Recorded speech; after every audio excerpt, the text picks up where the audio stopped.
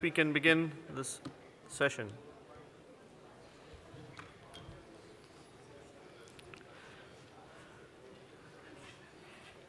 Please take your seats, and the audio-visual translation equipment is available at the back. So if you require any translation, please get the headset which is at the back.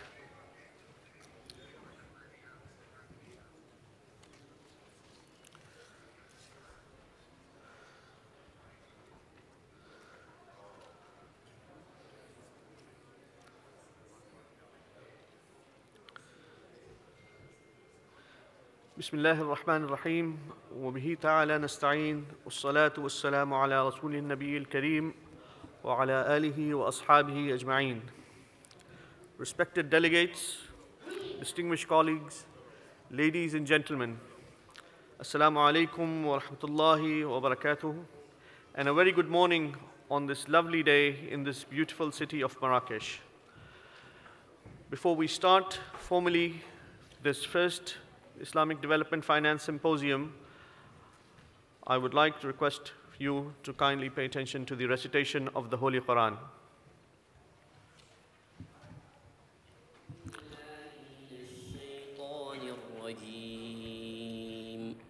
الله نور السماوات والأرض مثل نوره كمشكاة فيها مصباح المصباح في زجاجة الزجاجة كأنها كوكب دري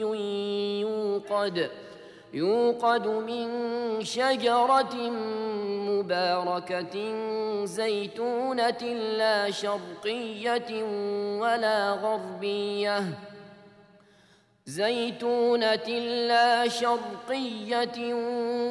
غربية يكاد زيتها يضيء ولو لم تمسسه نار نور على نور يهدي الله لنوره من يشاء ويضرب الله الأمثال للناس والله بكل شيء عليم. في بيوت أذن الله أن ترفع ويذكر فيها اسمه يسبح له فيها بالغدو والآصال رجال لا تلهيهم تجارة ولا بيع عن ذكر الله وإقام الصلاة وإيتاء الزكاة يخافون يوما تتقلب فيه القلوب والأبصار ليجزيهم الله أحسن ما عملوا ويزيدهم من فضله والله يرزق من يشاء بغير حساب. صدق الله العظيم.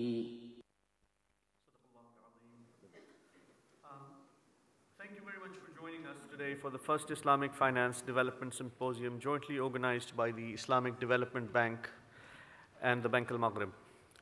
In line with the theme of this year's IDB annual meeting, we have chosen the topic of the symposium as Sustainable Development Goals and the Role of Islamic Infrastructure Institutions. Financial intermediation should always be a means to an end rather than an end in itself. Nowhere is this truer than for Islamic finance, with its emphasis on the real economy, financial inclusion, and human betterment. Islamic finance believes in the circulation and utilization of wealth and capital for economic activity and, in turn, human development. Today's symposium is an attempt to highlight this relationship and explore ways and means to strengthen and reinforce this link. We will be hearing from the captains and enablers of the Islamic finance industry to learn about their role, contribution, and future prospects of Islamic finance as the preferred means of financing the SDGs. Without further ado, let me invite Dr. Waleed Abdul Wahab, Director General Country Relations and Services, Islamic Development Bank, for his opening remarks. Dr. Waleed.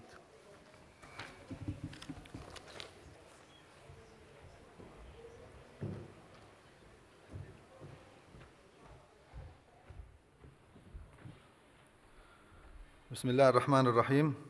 Respected delegates and distinguished colleagues, excellencies, brothers and sisters, Assalamu alaikum wa rahmatullahi wa barakatuh. I would like to welcome you all to Marrakesh and thank our host, the government of Morocco, and our co-organizers of this event, Bank al-Maghrib, the Central Bank of Morocco, for the excellent arrangement and warm welcome extended for all of us. Ladies and gentlemen, it gives me a great pleasure to open this first Islamic Finance Development Symposium on SDGs, the role of Islamic infrastructure institutions, which complements the theme of this year's annual meeting, that is transformation in a changing world, the road to SDGs. The SDGs provide an excellent paradigm and framework for development stakeholders to align and coordinate their efforts. I believe IDB's adoption of SDGs as its main theme for the annual meeting this year is a validation of our commitment to these goals and our belief that the SDGs can guide our efforts for transformation towards a better world. The IDB is unique among all MDBs as it employs Islamic finance in delivering its mandate. We strongly believe that Islamic finance is one of the potential solutions for development, for the achievement of the Sustainable Development Goals, as Islamic finance offers great potentials for financial inclusion, job creation, and resource mobilization. Islamic finance has potential to be a game changer in the development landscape and the achievement of the SDGs, given its strong linkages with real economic activities and its growing size that exceeds today $2 trillion. The IDB seeks to capitalize on these features by linking its financing to value chain activities. A key feature of this strategy is to shift into a developer-focused institution serving as connector of the various public, private, and civil society actors towards the achievement of the Sustainable Development Goals. Ladies and gentlemen, for more than 40 years, IDB Group has been at the forefront of promoting Islamic finance, both in terms of assisting our member countries in the creation of enabling environments, capacity building, and awareness about Islamic finance, and by establishing, financing, and supporting Islamic financial institutions across the 6 continents. In establishing and supporting Islamic infrastructure institutions, the IDB aims to first develop and harmonize standards and practices across markets. And examples here can be thought of IOFI, IFSB, and IIFM. Second, build human capital through capacity development programs, as in the case of SYMPOSIUM.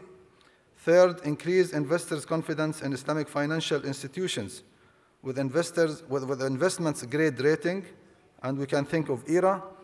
Fourth, create a robust framework for dispute resolution, and ICRA comes to mind. Finally, produce Islamic financial knowledge to raise awareness and promote offerings, and we can think of IIFM and SYMPOSIUM industry reports.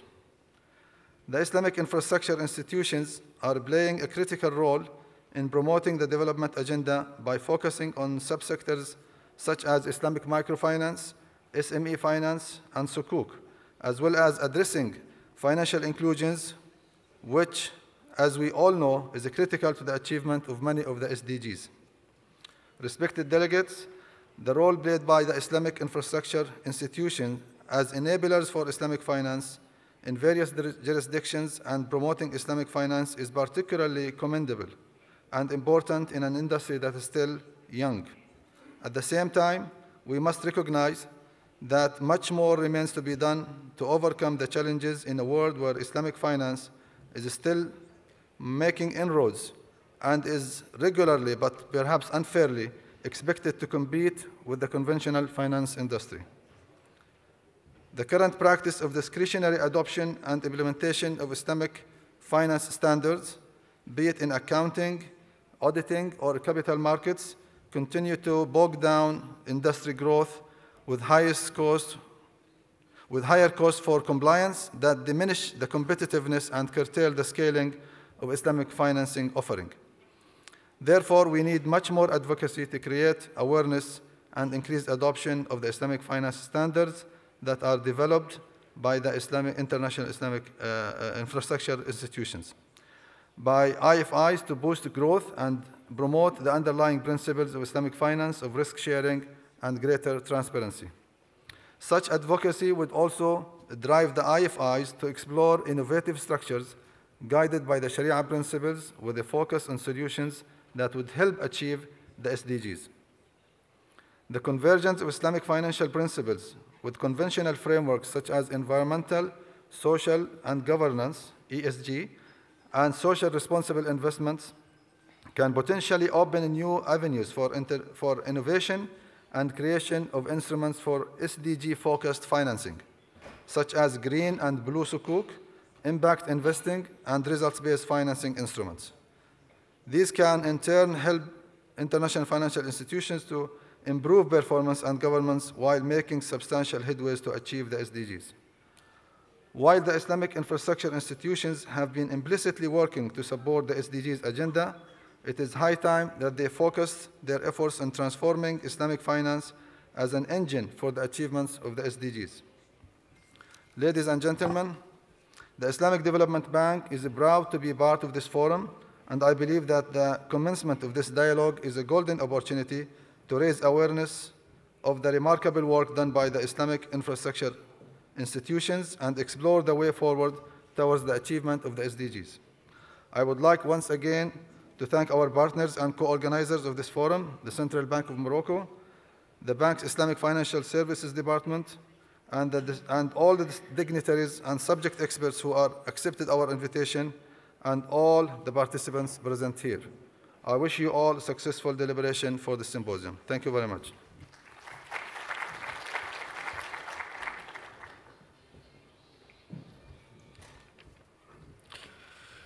Thank you, Dr. Walid, for your insightful remarks and your best wishes. I would like now to invite the representative of our partner and co-organizer for this event, Mr. Badr Nabil, who is the Deputy Director at Bank al-Maghrib, for his opening remarks. Mr. Badr.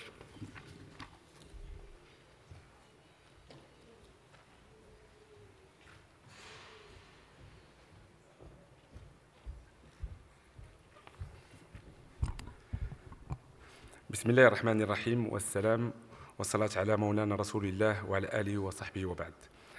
سعادة الدكتور وليد عبد الوهاب مدير عام البنك الإسلامي للتنمية، حضرات السيدات والسادة، السلام عليكم ورحمة الله تعالى وبركاته. بادئ ذي بدء نشكر البنك الإسلامي للتنمية باسم السيد والي بنك المغرب على اختيار المغرب لاستضافة هذه التظاهرة، ونرحب بكم في بلدكم الثاني المغرب. كما نعرب عن سرورنا افتتاح هذه الجلسة إلى جانب الدكتور وليد عبد الوهاب بحضور المسؤولين عن الهيئات الدولية المتخصصة في إصدار المعايير والعقود المتعلقة بالمالية الإسلامية حول دور البنيات المؤسساتية الإسلامية في تحقيق أهداف التنمية المستدامة. لقد لعبت المؤسسات الأربع، وهي هيئة المحاسبة والمراجعة للمؤسسات المالية الإسلامية ومجلس الخدمات المالية الإسلامية والسوق المالية الإسلامية الدولية وكذلك المجلس العام للبنوك والخدمات المالية الإسلامية، دورا رياديا في توحيد المعايير والعقود المتعلقة بالمالية الإسلامية، وذلك من خلال الدعم الذي قدمه الأعضاء وعلى رأسهم البنك الإسلامي للتنمية. وقد اعتمدت عدد من الدول هذه المعايير أو استأنست بها من أجل خوض غمار تجربة المالية الإسلامية، ومن بينها المملكة المغربية التي تعد عضواً من أعضاء هيئة المحاسبة والمراجعة للمؤسسات المالية الإسلامية وكذلك مجلس الخدمات المالية الإسلامية، حيث استفاد أطر بنك المغرب من التكوين والدعم المقدم من طرف هاتين المؤسستين، حيث ترتب عنه وضع منظومة قانونية وتنظيمية متعددة الأبعاد سمحت بإطلاق تجربة البنوك والنوافذ التشاركية خلال سنة 2017. كذلك الشأن بالنسبة للمجلس العام للبنوك والخدمات المالية الإسلامية، حيث حضر البنك المغربي لعدة ورشات ولقاءات نظمها المجلس واستفاد من التقارير التي يصدرها بخصوص القطاع البنكي الإسلامي. هذا وقد مكنت إنجازات المؤسسات الأربع من خلق بيئة ملائمة للمالية الإسلامية عززت لا محالة من متانة النظام ومن وصولها إلى العالمية التي تقتضي مواكبة تحديات العصر، وكذا الانخراط في السياسات والتوجهات الدولية التي تسنها الحكومات والمؤسسات الدولية مثل الأمم المتحدة، ولا سيما أهداف التنمية المستدامة والمعروفة كذلك باسم الأهداف العالمية، وهي دعوة للعمل من أجل القضاء على الفقر وحماية كوكب الأرض وضمان تمتع جميع الأمم بالسلام والازدهار. وكما تعلمون فإن الجميع يعي دور المالية الإسلامية في تعزيز الشمول المالي واحتواء فئة جديدة من العملاء وإدماجهم بفضل المالية الإسلامية في القطاع المالي، وقد اتضح ذلك كمثال من خلال المذكرة التقنية التي أصدرها مجلس خدمات المالية الإسلامية مؤخراً، والتي أبانت الآثار المباشرة والغير مباشرة للمالية الإسلامية سواء من خلال البنوك أو من خلال منشآت الوقف والزكاة وغيرها. ويمكن للمؤسسات الأربع أن تساهم في ذلك إما من خلال أعضائها أو المعايير والعقود والدراسات التي تسنها، وكذلك من خلال الانخراط المباشر على أساس الشراكات بين المؤسسات الأربع والمؤسسات ذات الصلة، مع العلم أن بعض الجهات المؤسسة كالبنك الإسلامي للتنمية جعل من تحقيق هذه المبادئ في صلب توجهاته ونقطة محورية في جدول أعماله، وإن تنظيم هذه الورشة لشاهد على ذلك. وإننا نقر بدور هذه المؤسسات في المساهمة في أهداف التنمية المستدامة وأهمية اعتماد معايير من طرف الدول الأعضاء بشكل خاص وكل الدول التي وضعت أسس الصرف الإسلامية بشكل عام، إلا أننا نود أن نلفت الانتباه إلى وجود تحديات من أجل لعب هذا الدور يمكن اختزالها في كون هذه الصناعة لا زالت في مرحلة تأسيس، بالإضافة إلى التطورات السريعة والعميقة التي يعرفها العالم في مجال الرقمنة والتكنولوجيات الحديثة والمتقدمة، وكذا التوفر على الأطر والكفاءات التي تزاوج بين المعرفة الشرعية والتقنيات الحديثة في مجال المال والتكنولوجيات. ويبقى تمركز المالية الإسلامية كوسيلة مفضلة لتمويل التنمية رهيناً بتنافسيتها من حيث التكلفة وقدرتها على الابتكار واستيعاب تطلعات الفاعلية والقدرة على مواكبة حاجيات الحكومات والمجتمع ومسايرة تطلعاتهم. وفي هذا السياق أود أن أتحدث بعجالة بخصوص الإنجازات التي تحققت في مملكتنا اعتماداً على المعايير الدولية وعلى التعاون المتبادل مع أطر الهيئات السالفة الذكر، حيث انخرط المغرب في هذه الصناعة وأسس لمنظومة قانونية متكاملة مكنت من اعتماد 5 بنوك و3 نوافذ تشاركية انطلق نشاطها خلال سنة 2017. وفي هذا الصدد تمت مراجعة عدد من النصوص القانونية والتنظيمية سواء بالنسبة للقطاع البنكي أو الرساميل أو التأمينات من أجل احتواء خصوصيات المالية الإسلامية. وقد أخذ بنك المغرب بعين الاعتبار المعايير الدولية وكيفها أخذاً بعين الاعتبار الخصوصيات المغربية وما جاءت به اللجنة الشرعية للمالية التشاركية المنبثقة عن المجلس العلمي الأعلى والذي يختص في إصدار الفتاوي ذات الطابع العام في المغرب.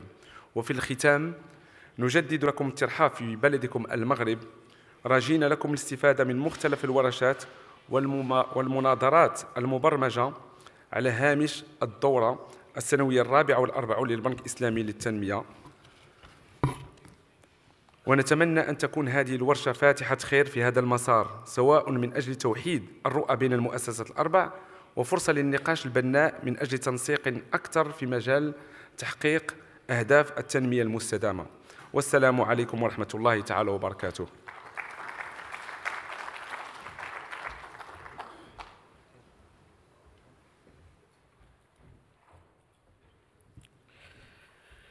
Thank you, Brother Badr, for your welcoming remarks and opening speech. I would like now to invite the distinguished speakers for the symposium to the stage. Dr. Bello Lawal Dambata, Secretary General, IFSB. Mr. Abdulillah Bilatiq, the Secretary General of SIBAFI. Ms. Sabine Salim, the CEO of the International Islamic Rating Agency, and Mr. Ijlal Alwi, the CEO of the IIFM. Gentlemen, please take your seat.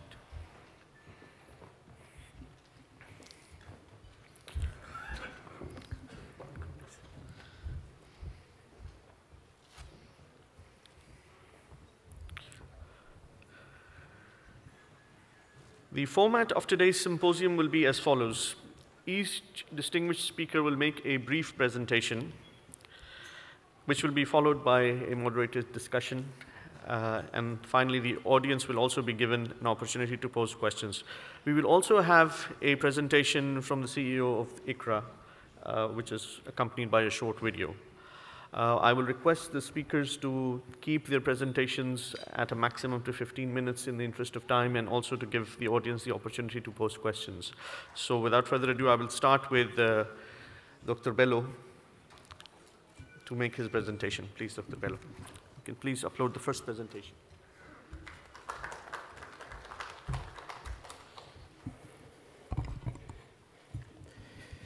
أعوذ بالله من الشيطان الرجيم بسم الله الرحمن الرحيم والصلاة والسلام على سيدنا محمد وعلى آله وصحبه وسلم. I cannot see Dr. Walid. I think he has gone out, but I will still have to thank him for being around, and the representative of Bank Al Maghrib, distinguished guests, and other invited speakers, the hard-working team of the IDB for organizing this. I would like to say Assalamu alaikum wa rahmatullahi wa barakatuh, and a very good morning to all of you. And I would also like to once again thank the organizers of this symposium for inviting me and giving us the opportunity as IFSB to share with you our work, what we have done, and what we are currently doing, and what we will be doing in contributing to the achievement of the SDGs.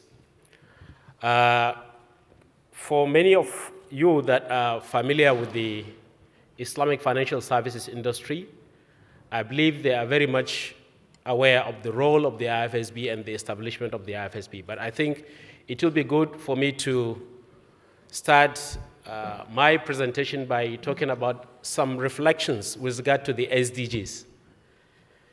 The United Nations consider the SDGs as a global goal, and which we all agree as a global goal.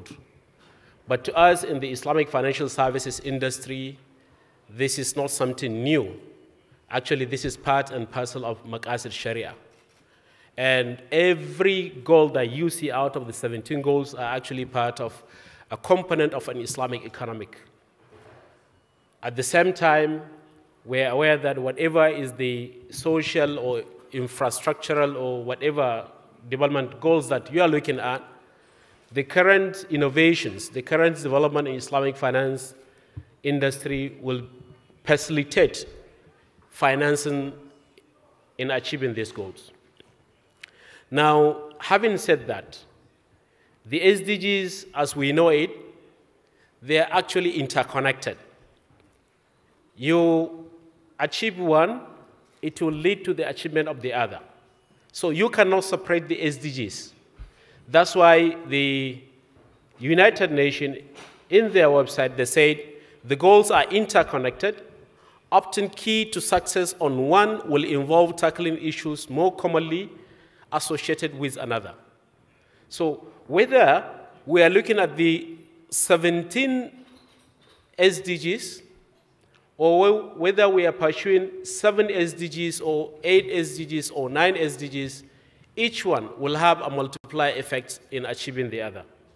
Now, the Under-Secretary General of the UNDP stated that we look forward to cooperating with partners across the public and private sector to unleash innovative Islamic finance opportunities towards realizing the global goals, that is the SDGs.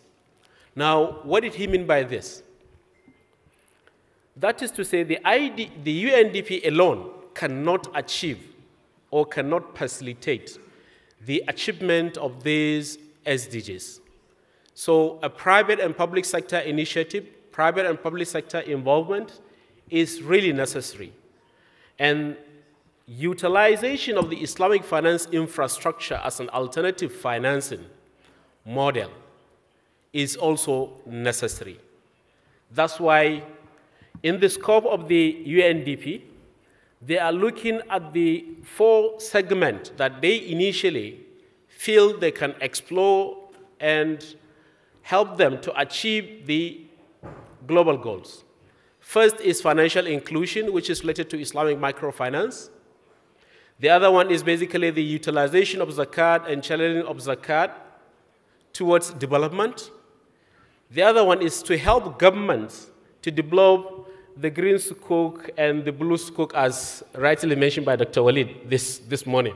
Actually, this is the first time I come across the blue Sukuk anyway.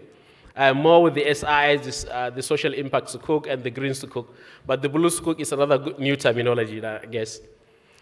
Now, the 4th pillar that the UNDP is looking at is basically to promote the utilization of Waqf. Now, having clearly spelled out this scope, I believe the Islamic financial services industry is very, very clear on ways that Islamic finance can contribute to the development of the SDGs as well as their achievement. Now, having said that, the United Nations, particularly after their own meeting in 2015 in Ethiopia when they signed the charter, they come up with a very important initiative and a declaration which leads to, after a year, they work together with the IDB towards utilization of Islamic finance.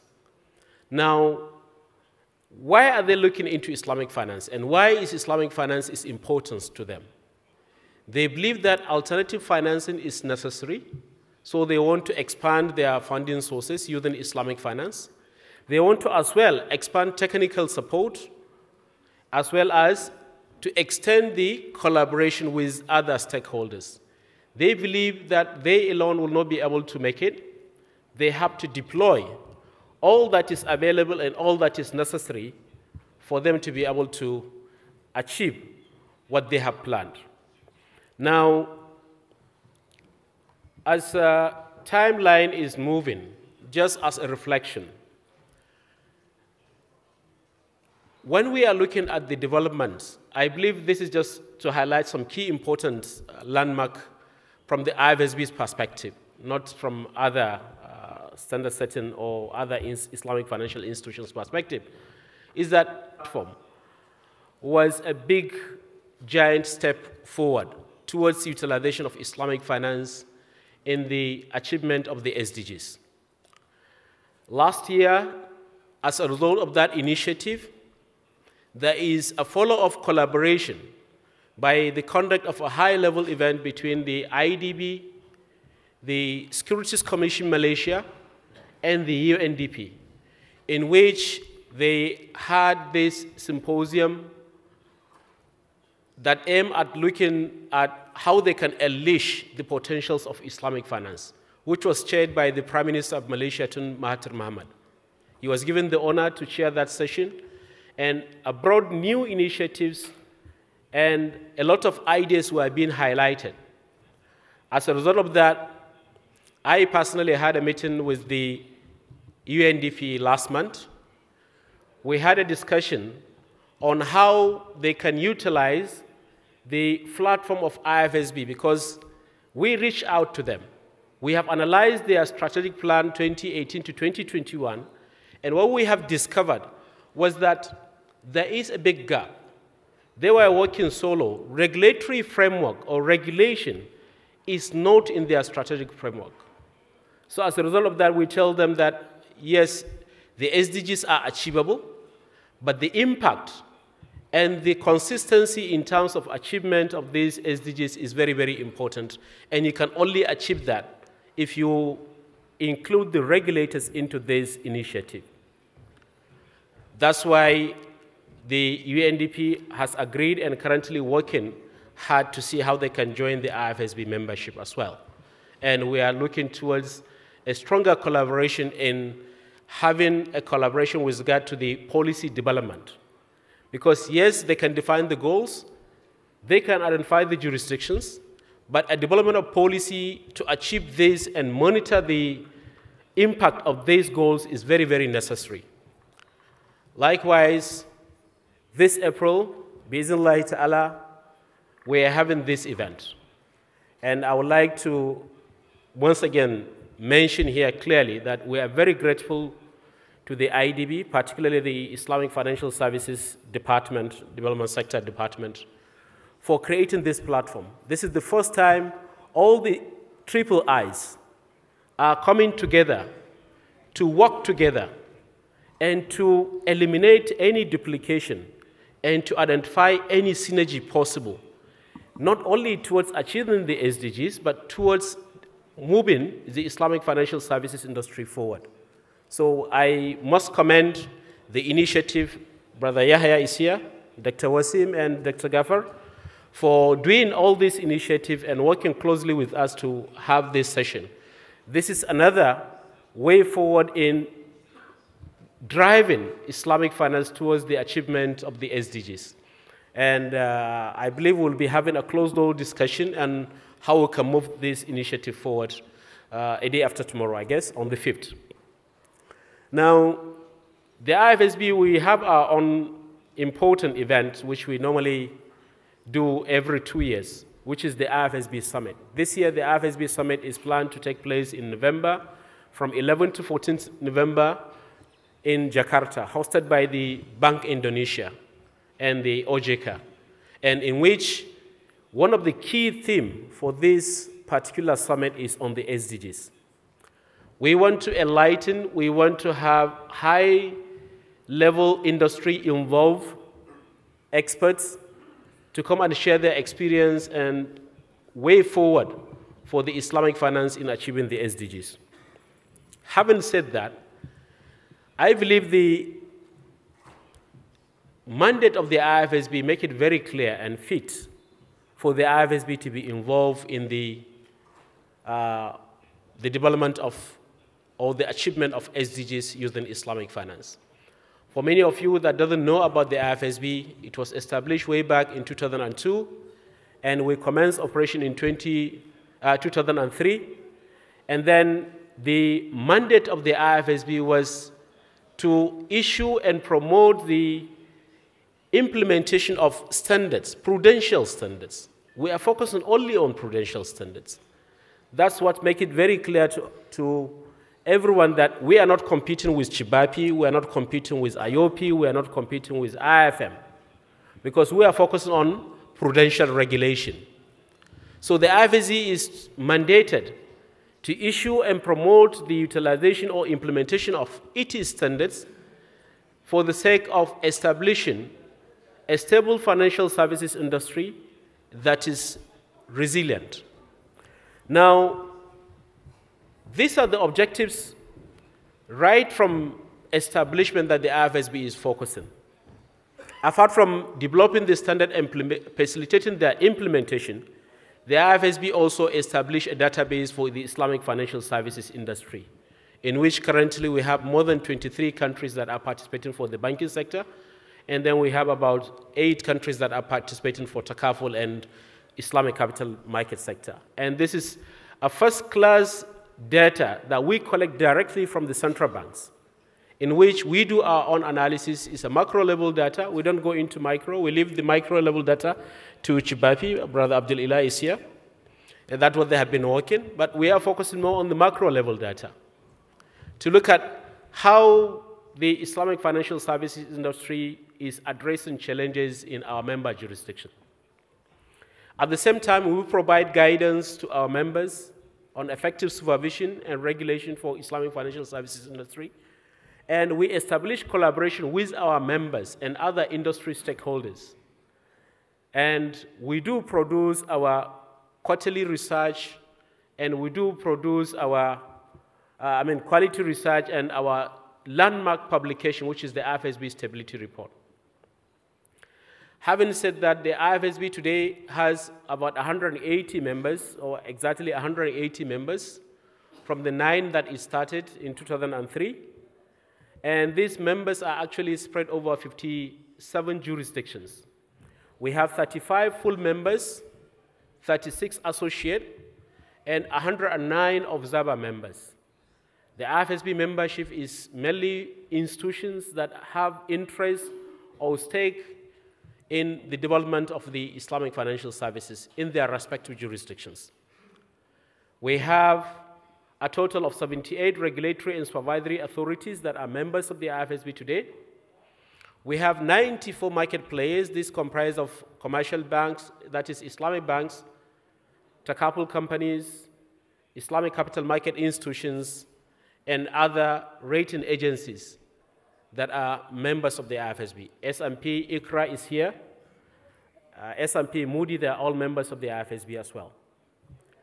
The international organizations that are members of the IFSB is the International Monetary Fund, the IMF, the World Bank, the IDB being one of the founding members of the IFSB, the Association of Banks for the West African countries, the Francophone countries.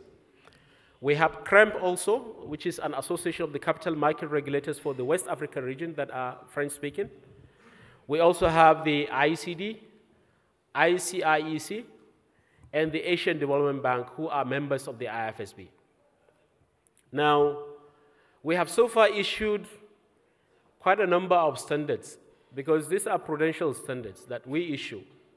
And all our standards that we issue are actually meant to complement the standards issued by Basel Committee, that is the BCBS, the ISCO, the IIS, and ID as well. Now, we have standards that are cross-sector, we have standards that are sector-based, and these are just a separate of the standard that we have.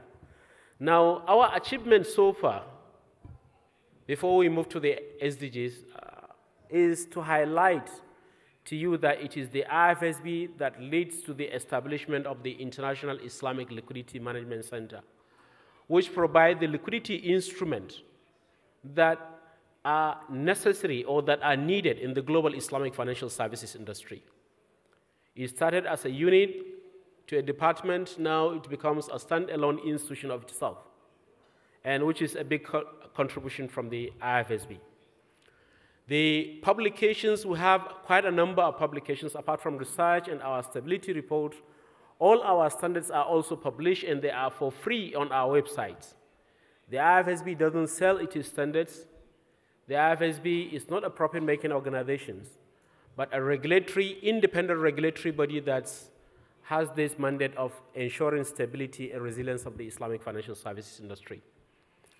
We do conduct quite a number of programs, not only in capacity building for member jurisdictions and all our members, but we do also conduct executive programs, joint events with our members and other potential members to drive the agenda of stability and resilience of the Islamic financial services industry.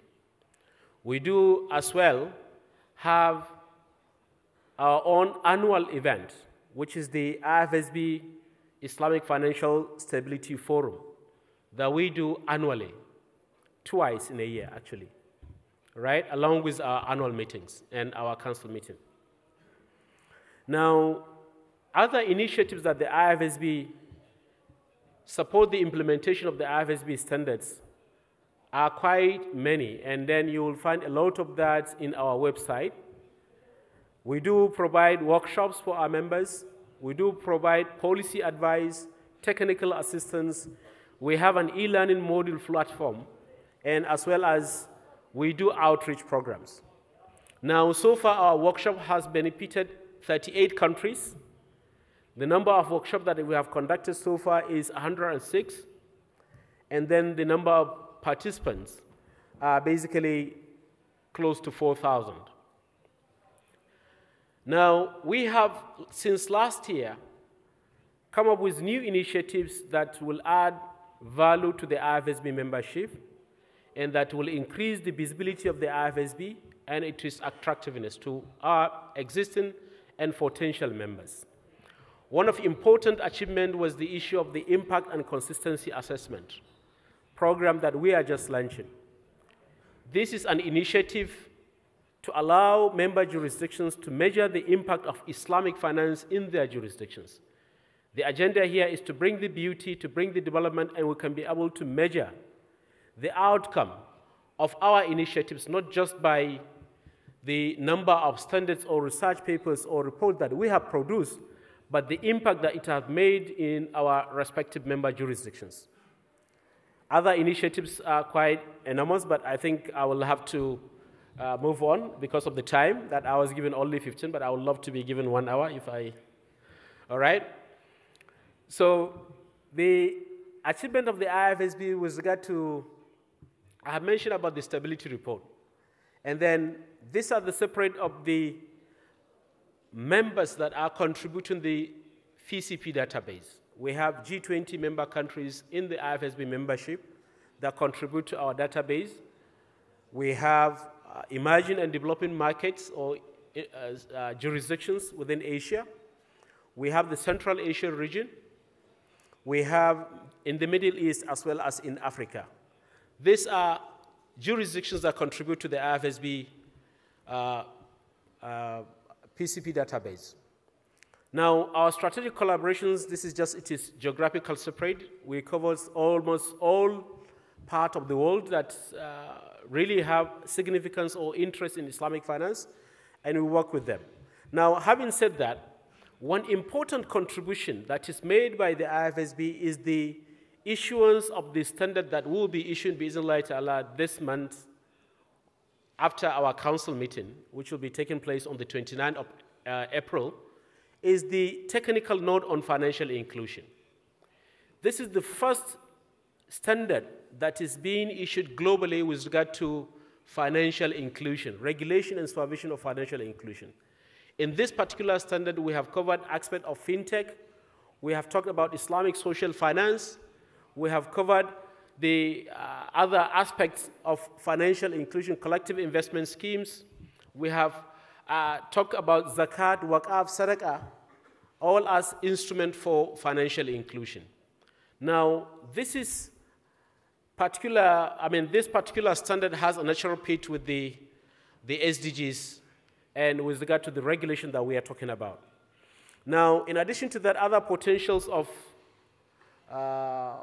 Islamic finance has to do with infrastructure financing framework that we need to develop, which we are currently in discussion with the World Bank.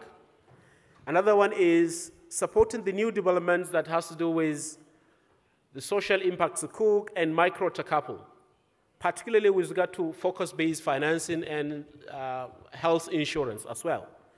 The digitalization of the social finance mechanism is a very important area that we can work on. And the focus-based financing models for disaster and climate changes is one important area that we are looking at, particularly using takaful, and we are going to have a joint event in June with World Bank. Another one is public sensitization on Maqasid Sharia. I'm very happy that so far no one says Islamic SDGs because we are used to Islamizing things. We have Islamic finance, we have Islamic fintech, we have Islamic crowdfunding, and I'm afraid we will soon be having Islamic SDGs. So far, nobody has mentioned that because SDGs are part and parcel of Maqasid al-Sharia. It's just a matter of the public sensitization for people and the leaders and the governments to be aware of that. Now, with this, I would like to end my brief or short presentation, but I would also like to mention a very important point that the consolidation of effort within regions, I want to see regional initiatives. We want to see that our limited resources with regard to this kind of initiatives in Islamic finance is being utilized properly. such that we should be having a regional collaboration on SDGs between governments. We want to see a new sandbox that is being introduced on SDGs by regulators as well as the government as well. And we believe with that we'll be able to achieve what will be a landmark achievement with regard to the potentials of Islamic finance and the rationale behind the establishment of Islamic finance. With this, I thank you very much, and I look forward to have more discussions with you. Wassalamu alaikum wa rahmatullahi wa barakatuh.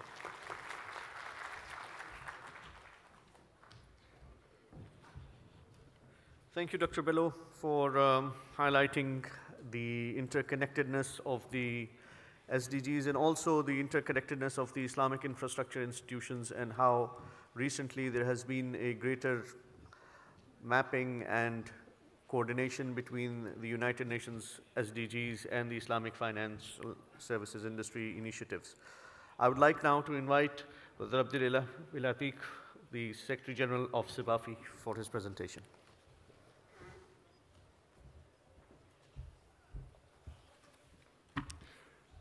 Thank you, Brother Yahya. بسم الله الرحمن الرحيم والصلاة والسلام على مولانا رسول الله وعلى آله وصحبه أجمعين. Excellencies, distinguished guests, Assalamu alaikum wa rahmatullahi ta'ala wa barakatuh, and good morning to all of you. I'm very happy to be here today in this very lovely city of Marrakesh that I really like and I visit as often as I can whenever I come to Morocco. Before beginning, I would like to thank the Islamic Development Bank and Bank al-Maghrib for inviting SYMPOSIUM for this presentation. I thank all my friends here, Badr, Jafar.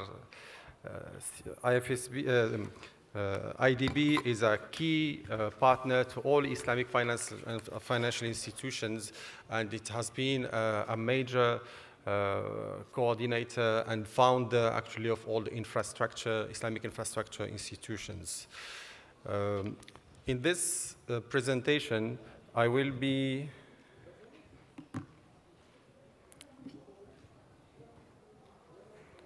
in this presentation, I will give an overview of the United Nations Sustainable Development Goals and Islamic finance, and the findings of the Global Islamic Bankers Survey of 2019, which will be issuing in the next few weeks, inshallah, where we included some components related to the SDGs. And from there, we will be looking at some of the current challenges of in financing the SDGs and some key policy recommendations for this purpose.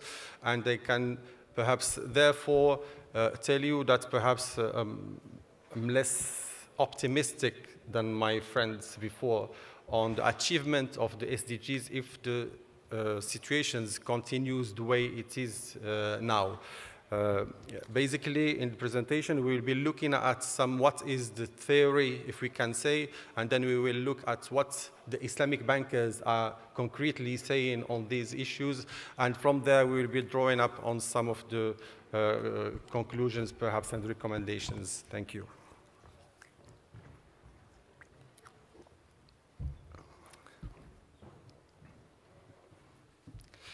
But first of all, I see many friends that know us already. Our board member here and other board members also attending. SYMPOSIUM is the global representative of Islamic financial institutions. It has been established in the year 2001 with the mandate of representing the industry, promoting the industry, representing the Islamic banks globally with other international organizations, and defending its role and doing many efforts on capacity building and raising awareness on Islamic finance. So we have so far over 130 members from 34 countries across the world, not only limited to Muslim countries, if we can say, but wherever Islamic financial institutions are operating, it's a market that is important for us. So that's why in this presentation, mostly we will be focusing on the views of the market, of the practitioners on the UN SDGs. The UN, I mean, looking at the UN SDGs and Islamic finance, UN Sustainable Development Goals, they represent one of the main topics discussed now in every high-level meetings, and this is one of the reasons also they are being discussed here because of their importance. But they have been issued in the 2015 by the UN General Assembly. The global agenda has turned to the issue of sustainability in general, what to do to achieve the goals outlined by 2030.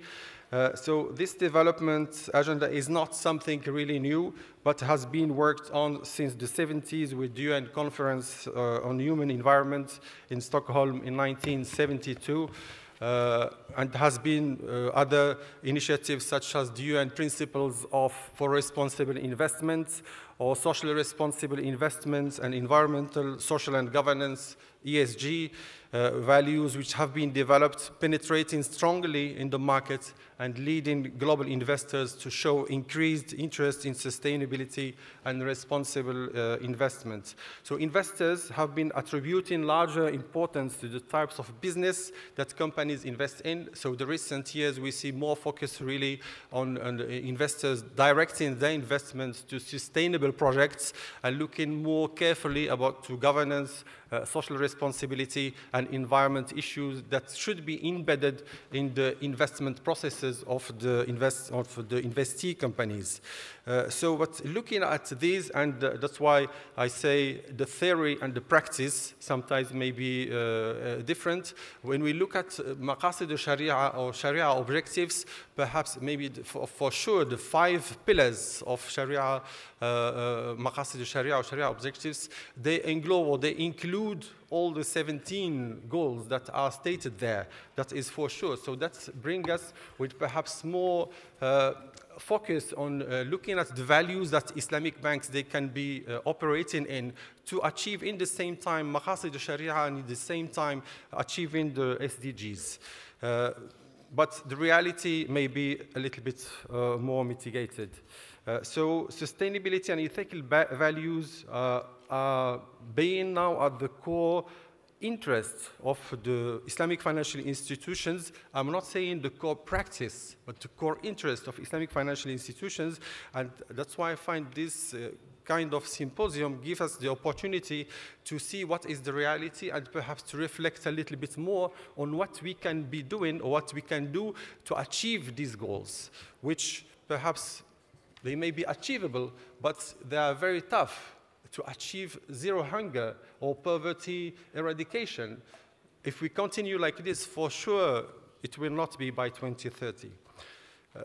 So some further findings, I mean, on the Global Islamic Bankers Survey, we did, it's our annual survey where we ask Islamic banks their views on a number of issues. For this year, we asked them about the Sustainable Development Goals, which ones they see as important or highly important for their growth drivers for the future.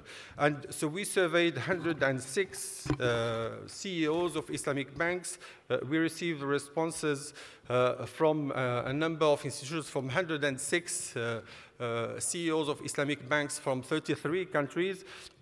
So that's what we say. If we look at the various maqasid al-sharia, so the 3 of them, and we can see that there's clearly a match. But when we ask on the importance of these goals, we see, and we ask them to rank which one are the most important. So we see that we have decent work and economic growth is achieving the first on the global level by the Islamic banks, and goal number 4 on quality education, no poverty, etc.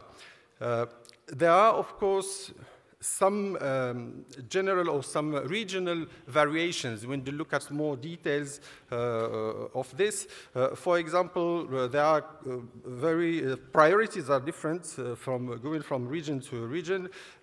Industry, innovation, and infrastructure appear to be at the top of the agenda of the GCC and Middle East, ex-GCC. There is the top 5 that were ranked highly by most of the Islamic banks are these ones: no poverty, good health, industry, innovation, decent work and economic growth, quality education.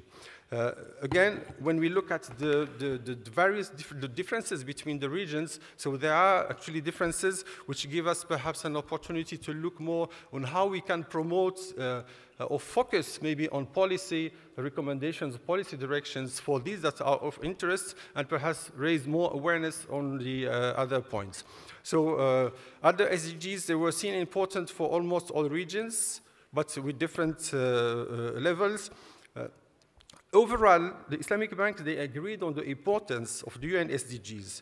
But when we look at more details of their writing comments and answers on how or what they do, perhaps, to achieve them, we see there are perhaps some varying information and perhaps a little bit, not worrying, but something giving us some food for thought on how we can perhaps act on some of these issues.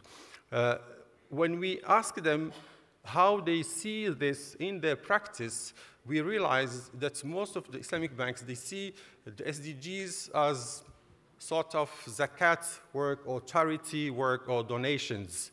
So they don't see this really as part of their core business practice.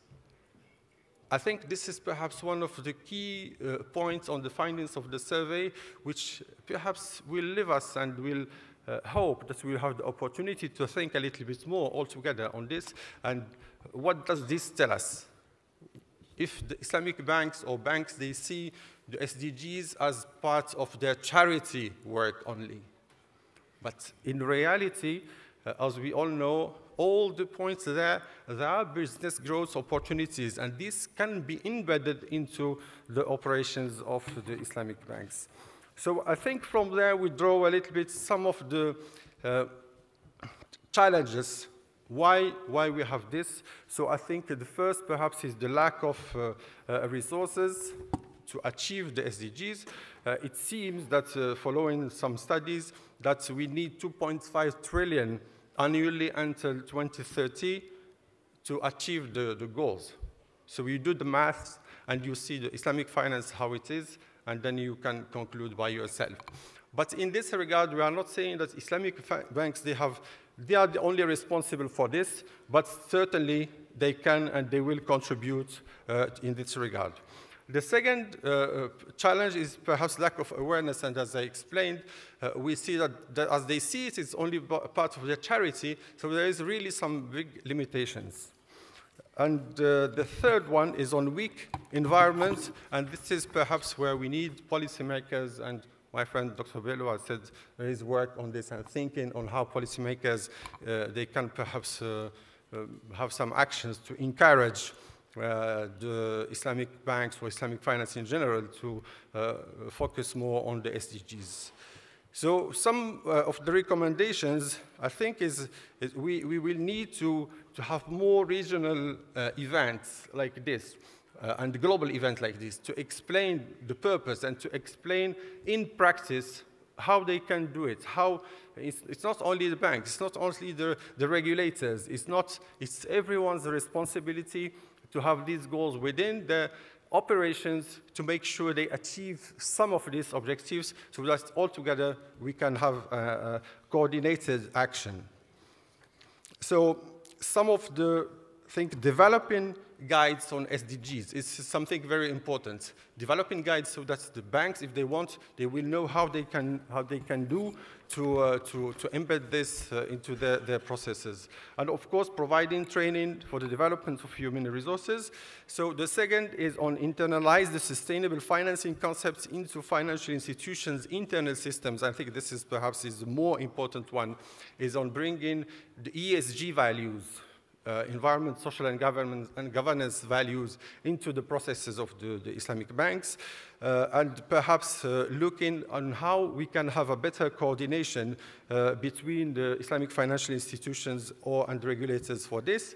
So we need to also promote innovation within the IFSA for increased impact And in this, perhaps we will have some on, initiatives on digitalization and perhaps the blockchain that can certainly help on financial inclusion, for instance. Coordination, consolidates cooperation among the Islamic banks.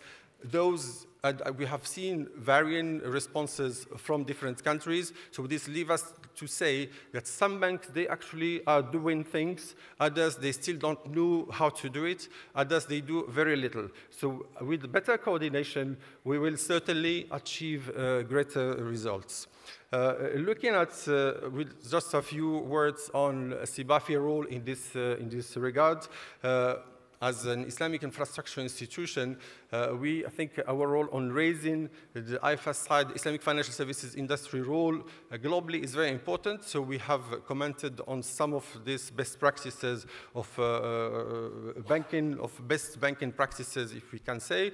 And we are in discussions. We will be issuing shortly with the United Nations Development Programs a short briefing on this, on sustainable development goals and Islamic finance, how they can fit together, and what would be perhaps some key recommendations to it. In the same context, we will be establishing, and we are establishing a working group to be looking at this, the guide for sustainability in general, not only talking about the SDGs, but talking about, in general, more on how to embed the sustainability practices. When we look at the conventional finance, we see that over 23 trillion is invested on sustainability. On Islamic finance, we are maybe 10% of this whole, as the Islamic finance as a whole is 2.5, 2.8 trillion. So this really leads us to some thinking on how we can have better action on this. So in our strategic plan 2019-2022, which is just started and have been approved in December, we are putting this as a focus in our program for the next 4 years, is proactive advocacy of Islamic finance values and related policies and regulations. On publications and events, we will be having some guide, as we said, on sustainability and doing more events on raising awareness, and we will be having, inshallah, for the next 2 months, some programs with the UN in New York and later on in Bahrain. So we are all welcome to join us. On research, and in research, as I said, we have this publication, and we'll be working with on how to develop products that would be based on these SDGs goals. So I think with this, we will have, I hope, the opportunity to discuss more and to reflect on some of the findings of this Global Islamic Bankers Survey on the SDGs and how the Islamic banks they can do and what they can do. I know it's a shared responsibility. It's our responsibility to do it, and we count for your support on this. So thank you for your attention. Thank you.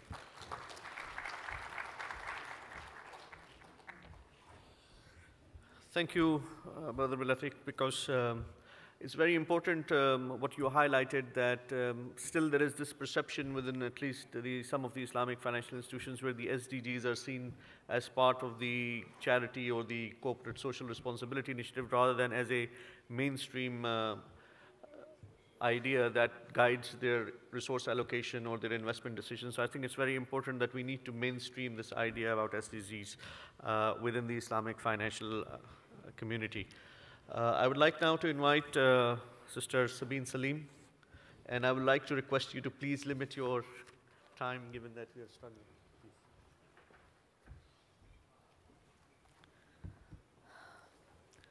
Assalamu alaikum. Thank you very much. First of all, I would like to start with a note of thanks to the organizers, Central Bank of Morocco and the IDB, for arranging this discussion. And thank you also very much to the audience who are participating. Before I go into my presentation, which is obviously in terms of the role that Islamic infrastructure institutions can play in the promotion of SDGs. And by the way, rating agencies, as you may already have an idea of, play a very specific role. It's a very specific focus that by calling out the focus on SDGs and by building it into their criteria, their methodology in terms of how investments are assessed, what kind of information is communicated to investors. Rating agencies actually play a very distinct, very tangible role in the achievement of SDGs. And how do they actually go about doing that? I will go a little bit later in my presentation into that. But just to start off, I think it's just an important introduction that rating agencies actually play a very important role in simply investing, any kind. I mean, we all know that where we want to go into self-reliant markets. We want developed capital markets. But whenever we talk about the growth of, the development of, and the deepening of capital markets, rating agencies actually play a very important role, more so than what is commonly understood to be the case. Wherever we see empirical evidence suggests all over that wherever we see developed capital markets, we see very well entrenched rating agencies which have a reputation for being credible, for being reliable, because whenever you want to enable an exchange, you need transparency. You need to know what you are going into. So the role of the rating agencies is basically to tell you that indeed you are investing wherever you intended to invest, or whatever parameters were important to you as an investor, whether they're being taken care of within the investment framework. So it is a very important role that rating agencies play. And we hope to see, this is already happening. Islamic International Rating Agency, as you know, is one of the 8 infrastructure institutions of the IDB to facilitate the growth of Islamic finance and Islamic capital markets in particular. And so this development, I mean, we have to develop the roadworks to get to wherever we want to be, and rating agencies play a very important role in that. So we're aware that we have already discussed the centrality of SDGs to Islamic finance as a concept. So there's nothing new there. There is no need, whenever we talk about methodologies or criteria or standards, as many of the infrastructure institutions are engaged in developing, there is really no reinvention required, because already in the way we think, in the way we operate, in the way we conduct our work, we have already the appreciation for ethical investing, which is a reputation that Islamic finance has already cultivated, a very well-entrenched reputation for being ethical investment is already there in Islamic finance. So there is really no need for reinvention. But what we feel there is a need for is that the specific focus of SDGs on SDGs within Islamic finance, embedded within Islamic finance, has to be called out to encourage and inform global investors who are operating in the conventional space that there is already a system where whenever you invest in a Sukuk, you fundamentally invest in something which is socially responsible. You fundamentally invest in something which is fundamentally sustainable. So all of these concepts, which are relatively new to the international capital markets in terms of green bonds, in terms of sustainability bonds, in terms of social bonds, are things which Islamic finance has dealt with for a very long time. In fact, the methodology and approach that Islamic International Rating Agency follows and has been following for the last decade almost is already the focus on these tenets of investing are already very prominent in the work that we have done.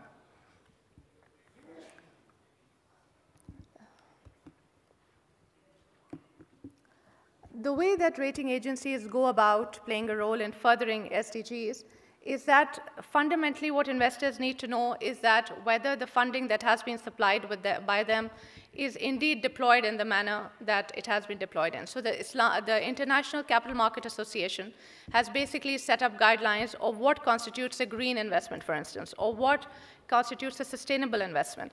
And the rating agencies and other third-party opinion givers are actually playing an extremely important role in giving that verification or giving that confidence to the investors that indeed the money that they have invested is being deployed as it was meant to be deployed, which is exactly similar to what IRA has been doing for the last decade or so, that it basically tries to give investors the confidence that the funds that are being deployed in a Sharia-compliant way. So we found that even if we want to specifically call out or make prominent the appreciation of ethical and sustainable or socially responsible investing in our methodologies, all we really need to do is simply reinforce that focus or make it more prominent. It is already built into the work that we are doing.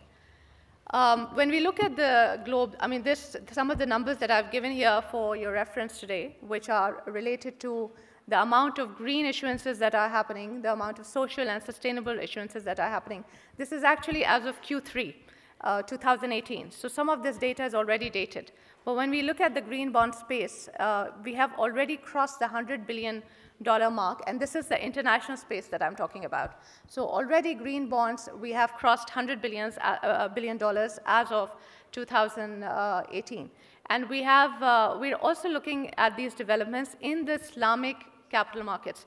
As was mentioned in a previous presentation, where Malaysia was the first one to have issued an Islamic Sukuk in 2017. More have followed in 2018, going into both the green and the sustainable domain, coming out of the Indonesian sovereign. And we expect that a lot more is going to come in. So there is a very significant role that rating agencies are going to play.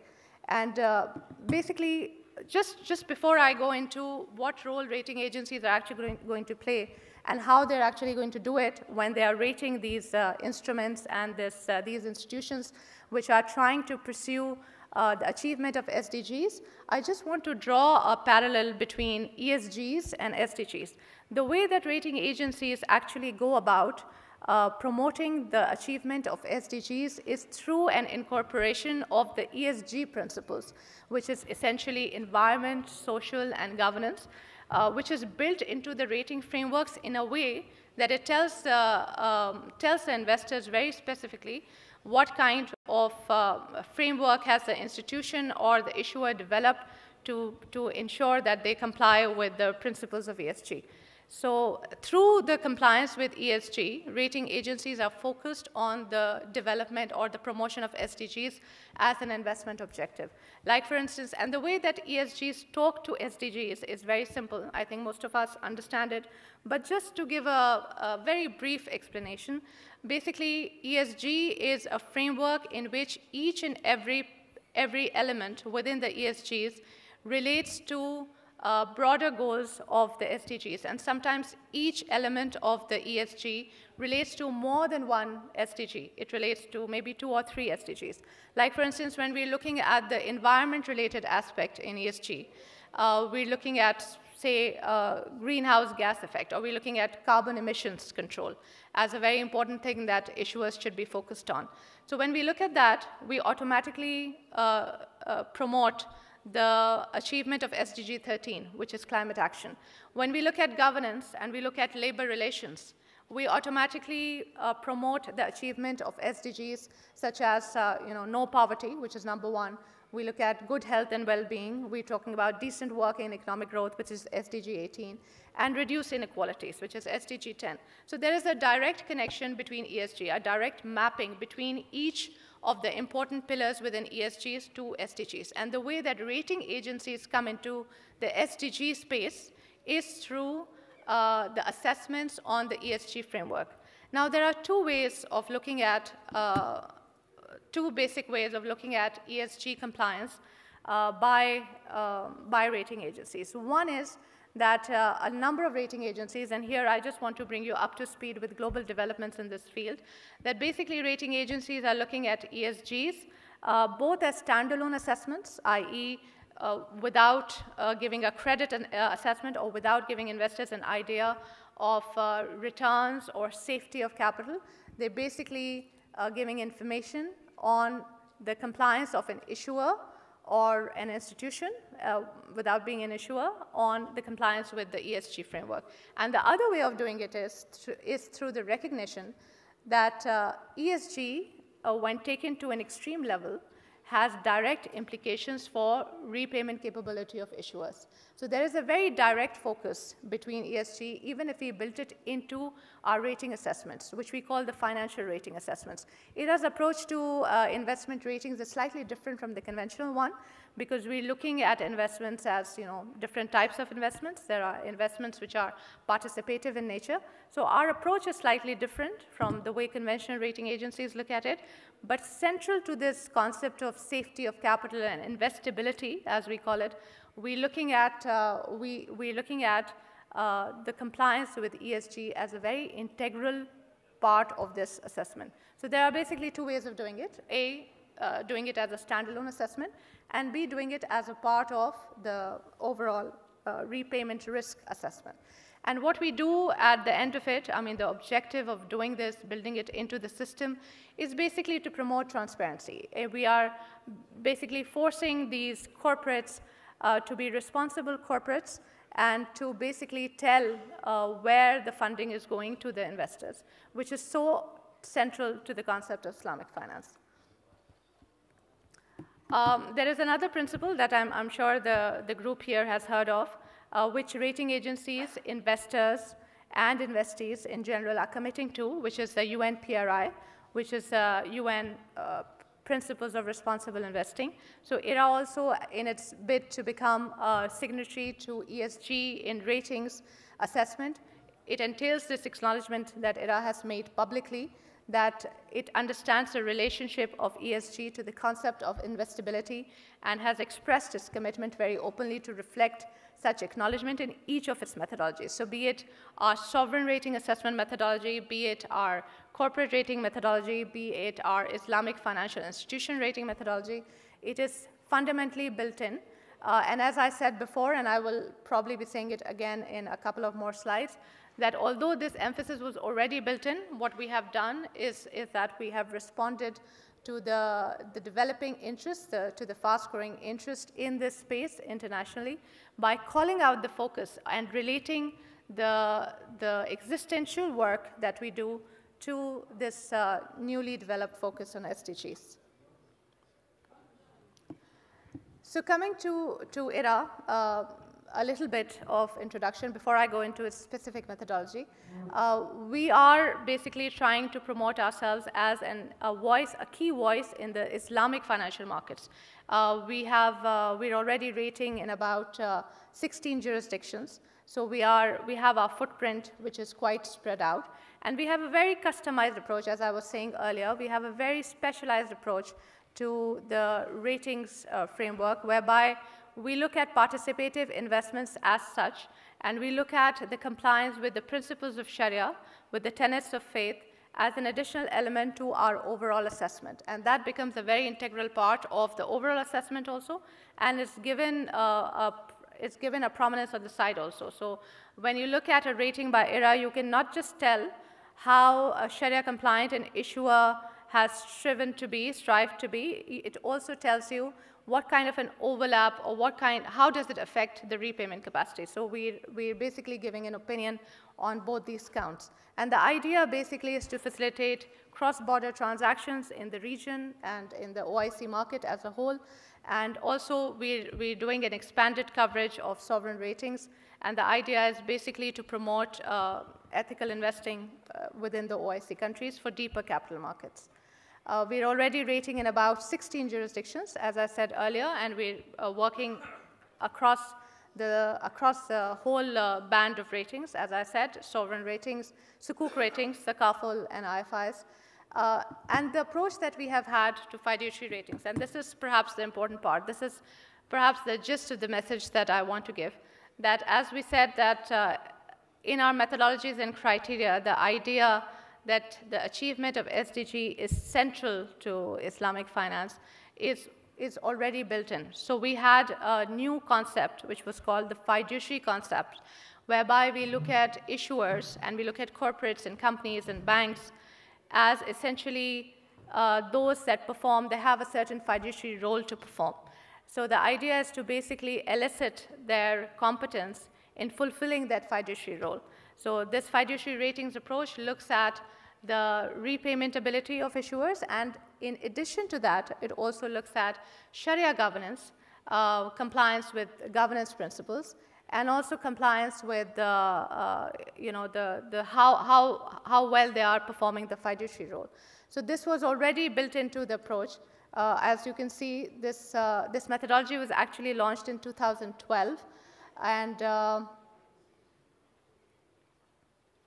and it's given here. It was actually, I mean, as you can see from the screenshot also, that these are reports which date back to 2015, whereby in the lower part of the square, you can see the two squares, you can see our express focus on corporate governance, on Sharia governance, and on asset manager quality, i.e. the fiduciary role that institutions perform. And all we've really done in the last few years since the focus on ESG frameworks began to expand rapidly, what we've really done is reinforce the idea that this is already built into our methodologies, while also expanding that focus. Like when we're looking at corporate governance, we're already looking at the social endeavors of a particular institution, not just in terms of, like many of the institutions that we're working with have a clearly cut out policy on SDG compliance. So that is already going into our governance assessments, but we have a further called out focus now on the concept of green environment protection, socially responsible investing, and basically the concern for society as a whole. So this is what we've done. Further, we have already launched a new product, which is called the ISESG S product. So we are looking at the quintuple bottom line of institutions, as we call it. We've already, I mean, when we're working in the ESG and SDG space, we talk about the quadruple or the triple balance sheet, but in Islamic finance, we look at what we call the quintuple balance sheet. We're looking at one of the common criticisms against the ESG approach to ratings is that it does not give the investor an idea of investability. Eventually, what will be the safety of capital invested? So the approach that we have put in place is one that gives you an idea of investment strength, which is an area of specialization of IRA. As I said before, we don't necessarily do credit ratings. We do that too, but we also look at investment strength evaluations for participative finance. We look at environment consciousness as a second pillar. We're looking at socially responsible investment, governance standards, and also Sharia governance, to the extent that the concept of social responsibility and green are not automatically, to the extent that they are not reflected in the environment consciousness. We're also looking at, so we're giving these 4 separate scores to investors in one product to basically be able to communicate the issuer's investability on the whole for the way the investment sentiment is developing.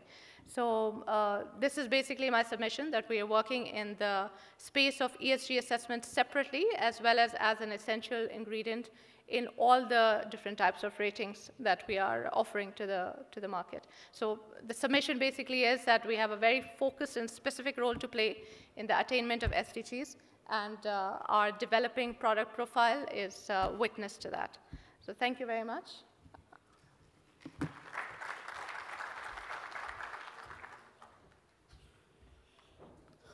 Thank you, Sister Sabine, for highlighting the importance of ratings when it comes to sustainable development goals, and also the role your institution is playing in how you're incorporating different elements from Sharia compliance and sustainable development within the rating framework. I would now like to invite Brother Ijlal Alwi, the CEO of IFM, for his presentation, with a request to please limit, because we are very short on time. Bismillahirrahmanirrahim. Alhamdulillah wa salatu wa salam ala nabiyyina Muhammad wa ala alihi wa sahbihi ajma'in. Assalamu alaikum wa rahmatullahi wa barakatuhu, and very good morning or good afternoon now. It's indeed a pleasure to be here, and also we are thankful to IFSD, 5DB for inviting, also Bank Maghribi. I will be we have discussed in terms of, generally ESG, SDGs, and their role, and how Islamic finance we are helping as a standard setting organization. I would like to now and time is too short, I can take about 4 hours in terms of standardization, but I will keep it to minimum. But I would like to now just focus on the standardization. As we would know, the standardization, it does help in terms of creating Islamic finance into more robust manner. It's of course, one element is regulatory framework, which is IFSB mentioned and how that is created. The other element which is equally important and also which suppose the SDGs is in terms of standardization of looking at your financial contracts and also your product confirmations.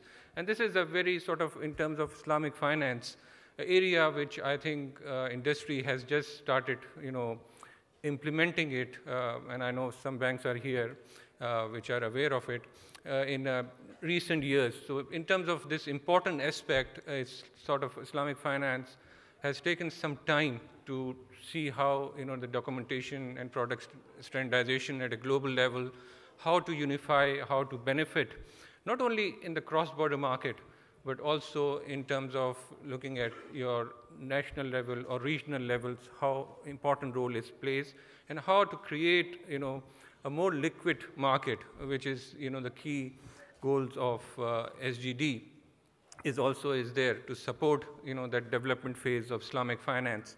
And also integrating Islamic finance into global financial system is another key. And you can see, I don't have to, you can see we are created by IDB and some other regulators and are hosted by Central Bank of Bahrain. And our sort of mission, you can see when we were created some years back, is really aligned with the SGD goals, which is creating a very sort of transparent and a robust financial flows within the financial system. So that's one of the key things. Looking at sort of our value proposition is very simple, and like Dr. Bello mentioned, we try to complement each other's efforts in terms of 3 standard setting, what we are doing. And our role is very, very specific to really creating very practical documentation standards and also financial confirmations, which I will just briefly mention, how what we have created and how it's helping the industry. Creating the industry awareness and technical knowledge sharing on our standards, because these are very technical sort of aspect what we do. We do cover, the legal aspect. Of course, Sharia is the main basis, which when we develop our standards, but we look at the practical aspect, we look at the operational aspects, we look at how, the market practice are there. So there are various aspects when we develop standards. They are very comprehensive standards to be used. So in terms of creating that sort of, technical know-how, we are more focused in our events on that, although we may have certain other aspects which we like to see from the market perspective. If globally, you may be aware, there are, in Islamic finance, we use reference rates. And as the industry goes, I hope one day we can have, our Islamic rate. But that is something, and there is a lot of sort of work being done in terms of benchmark reforms, which are very important. And if you look at from the documentation point of view, even if you have a Sukuk, and if it is running into 5-6 years, when these rates, what you're using will not no longer be applicable. So how, the impact of those financial contracts would be there. So these are the things which we also cover in our events, apart from our sort of technical standards. And we do an annual Sukuk report and some concept papers, which you can see. We have covered the concept paper on one of the very critical sort of things, because not everything which is there in, in the conventional world, we can sort of put together, in a Sharia compliant manner. And one of the things what you will find it very useful, which we did some years back, is looking at Iyad al-Shara, which is a repo in the conventional world, and how sort of in Islamic finance, what alternative we can provide, which of course help the development goals as well. You can see from the perspective of having a standardized documentation, institution naturally, when you have a standardized document in a form, you could achieve about 100% cost saving, because as industry setting body, we are not there for making money out of these standards. We are there in terms of providing these standards who want to use it. So some institution, because we have our own Sharia board of about 12 scholars, and it's very, mashallah, strong in terms of providing guidance and approval. So you can see from the legal side up to the Sharia we cover. Of course, one aspect naturally one has to keep in mind, that when you have these governing laws there in each country, let's say you have in Morocco a law which would be applicable, those kind of things one have to be mindful that these are not something which you can standardize. So governing law is always something subject to how you do it. Of course, the Sharia mechanism, the compliance to that. Of course, we use AOFI, which is Accounting and Auditing Organization, as many of you are aware.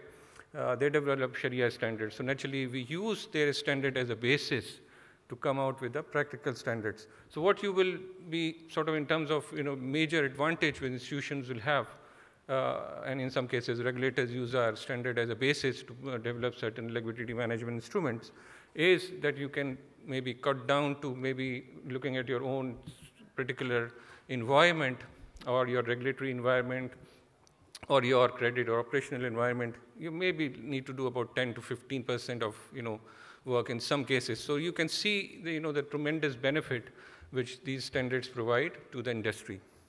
Of course, time efficiency, as we have seen previously, you can have 10 institutions and each one will have, or 30 institutions, each will have their own documents and all. So we are trying to bring sort of those into one common. So your increasing of your execution time is very important, and that's been sort of also been reduced. And I mentioned about AOFI and Sharia harmonization already. And looking at also legal certainty, governing law, arbitration, they will be mentioning something which we do sort of provide in our documents, a reference, what can be done. And having industry, reference and creating that transparency and robustness is key for the success and also the goal of SDGs, which we sort of provide, and also creating a liquid market, which is very important. So this is something, we have a pretty comprehensive process, but I know Mother Yahya would be conscious of time, so I will not really go into details. But I encourage the institutions who are not or also based here to be part of our sort of exercise when we are developing. So these are something which we are very specific, so we are not really doing in a manner of public, but we are sort of doing it through our working group, which are sort of based on invitation, and we then know who is going to coordinate within the institutions for their various departments. We have produced so far 12 standards. Our 3 standards are on the liquidity management. And you can see one of the standard on the unrestricted wakala is very, very sort of unique to Islamic finance. And if you can see in terms of wakala, very briefly, I will mention that wakala, there is no guarantee of principal or profit. Then how you make it sort of in a way that institutions can really implement and can use it. Even some countries, I know Central Bank of Bahrain, for example, and others, they have also used it as a basis to providing liquidity management alternative. And that is also certain things we have built in there. And inshallah, when we do a technical workshop, I will explain how it works, how early termination can mitigate sort of some of the risk you will have if there is something portfolio is not performing. And of course, we have some accounting assessment. If AOFI doesn't have accounting treatment, especially for unrestricted, which is more on-balance sheet product, then something which we sort of do, but we don't really overlap with them, and also treatment is with IFSB as well. We have 7 standards on hedging, which are, I think, very critical, and we have pioneer in terms of bringing in the hedging. And you can see the risk mitigation, and I think indirectly, hadith is you have to tie your camel first before so you have to really cover your risk. You cannot just leave your risk. And what we have managed to explain generally to the industry, and I think it's widely acceptable now, that you have to sort of mitigate your currency risk when currency valuations are really, these days you can see Turkish lira and others heavily move. You can also have, like I mentioned about the rate of return mismatch. So you will have some cases that you have to, let's say ILM, when they issue a long-term Sukuk, they might want to do, or they do short-term Sukuk generally, is to switch from the fixed to floating. So we have standards on that. And in terms of integration with the financial system, sometimes we work with other standard setting organizations. Internationally, like ISDA, you may be aware, it's very well known. And we basically IFM, we developed that. So their role comes into when you have the, the law reforms, or you have sort of close-out netting. So we do have legal opinions if the country has the right law, like we have legal opinion for Malaysia, and also we have for Singapore and English and Wales law.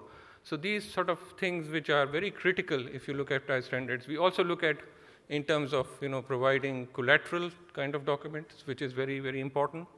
Looking at globally your margin maintenance requirements from regulators. So we do have a credit support deed.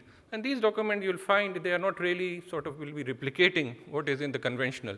So they are part of very specific Islamic library, if I may say, if you go to ISDA. And we have been working with them for the last 10 years. And another thing we have done is on the trade finance. I'll take just a few minutes, which is also another area looking at your funded and unfunded facilities. And our supporting guidance notes are extremely helpful. We are also looking at, this I will not go into details for the sake of time. So I will just simply sort of, you can make a note, what are these? And I briefly mention, these are sort of implementation based on our verified information we have. And the impact of counterparties is not there. So you can see it could run into some hundreds in some cases in terms of our standards, which are used in various jurisdictions.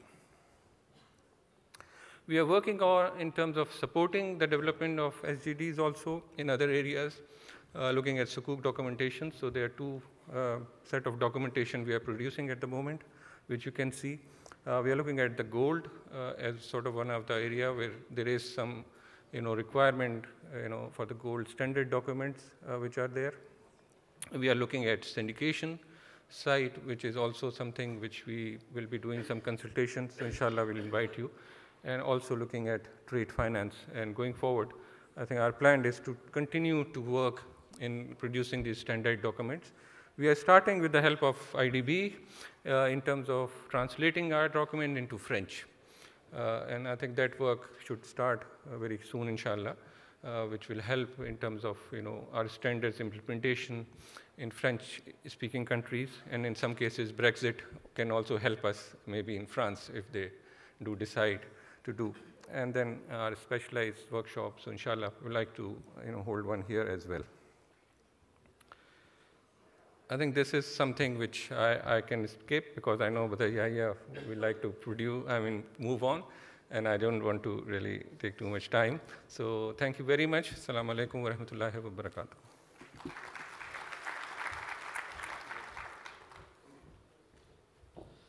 Thank you, Brother Rijal, and foremostly for being kind in terms of accommodating for time. I understand that it's really challenging for all the organizations that are doing so much work to squeeze everything in terms of their achievements and their plans within the short time span that is given. But I think the idea here is just to highlight, and then the audience can go and reach out on their websites and have that information. I have one last speaker who has requested to make a short presentation. So I would like to invite the CEO of ICRA, Brother Rami Suleiman, who has a very short presentation and a video which he would like to highlight about the International Islamic Center for Arbitration and Reconciliation. Sure.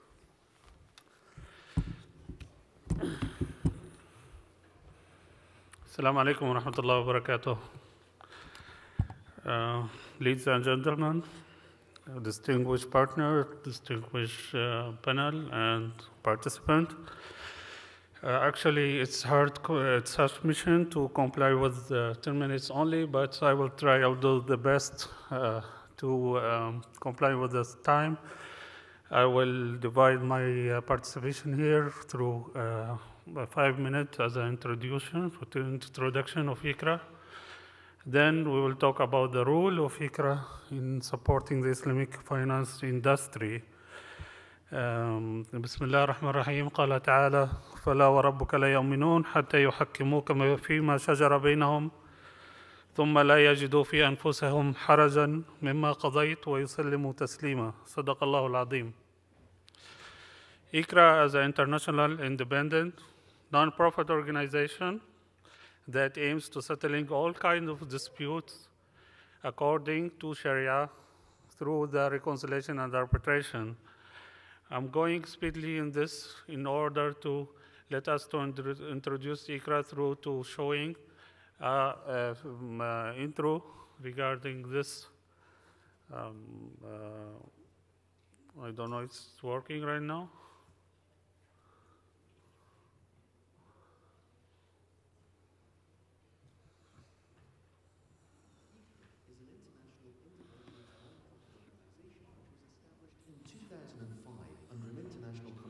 To be one of the infrastructures institutions of the Islamic economy.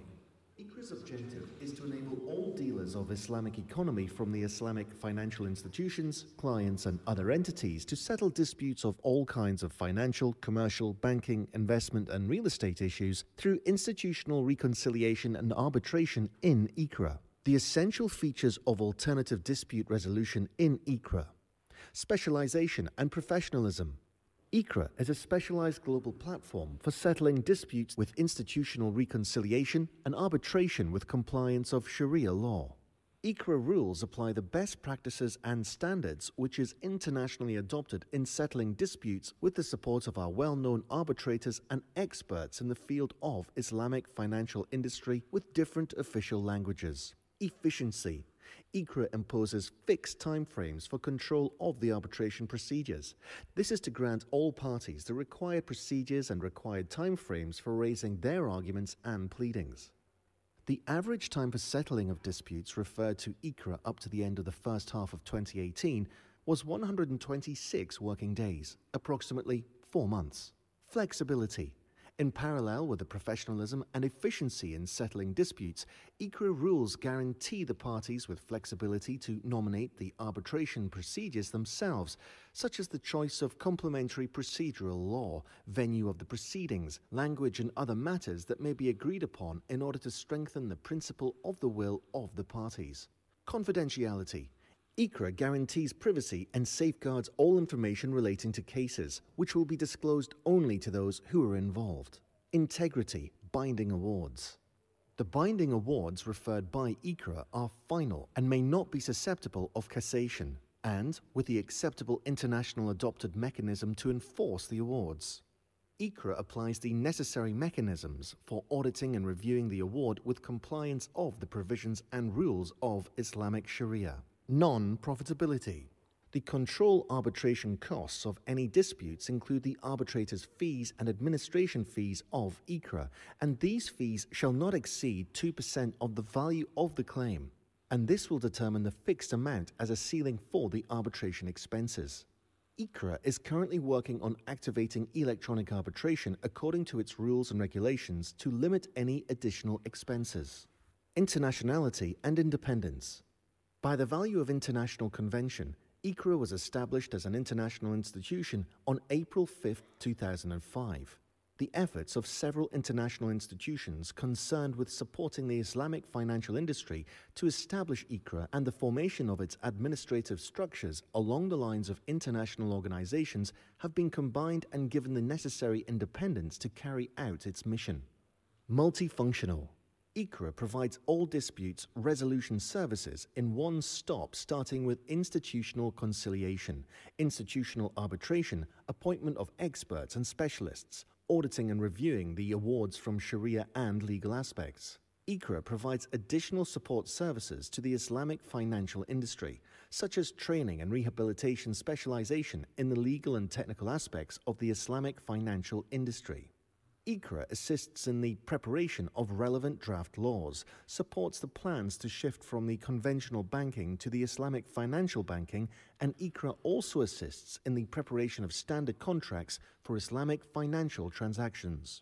Therefore, ICRA has become one of the most important infrastructure institutions of the Islamic financial industry, and its legal arm presents the ideal specialized international platform for settlement of financial, commercial, banking, investment, and real estate disputes with compliance of the Sharia law through mutual conciliation and arbitration in accordance with the best practices and standards which is approved internationally. Ladies and gentlemen, the International Islamic Center for Reconciliation and Arbitration advises the parties who wish to settle their disputes under ICRA rules to include the following arbitration clause to their agreements and contracts.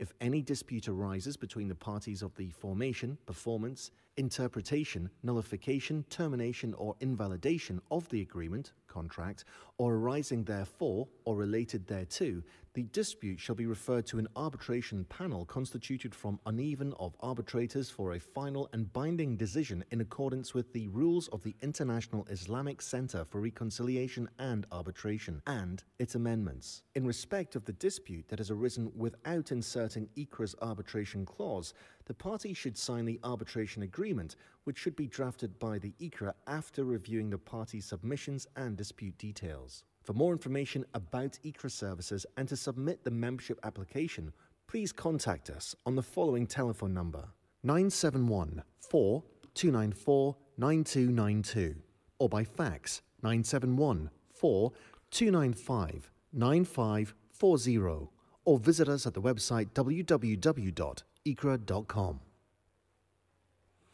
I hope this video will be sufficient to give an overview about ICRA. For more information, kindly visit our website. But let's go through quickly within more than 5 minutes, less than 5 minutes again, for the upcoming project for ICRA to supporting the Islamic finance right now. Actually, ICRA right now established, planning to establish branches in many countries like Jordan and Algeria and UK and Malaysia, where the interest to host a branch for ICRA to settling the financial disputes there with different jurisdictions, for example. And we need to highlight that always ICRA, as we are working to enhancing and we are developing the ICRA rules in order to comply with the updates for arbitration, which is adopted internationally. We are going direct to the other project actually for the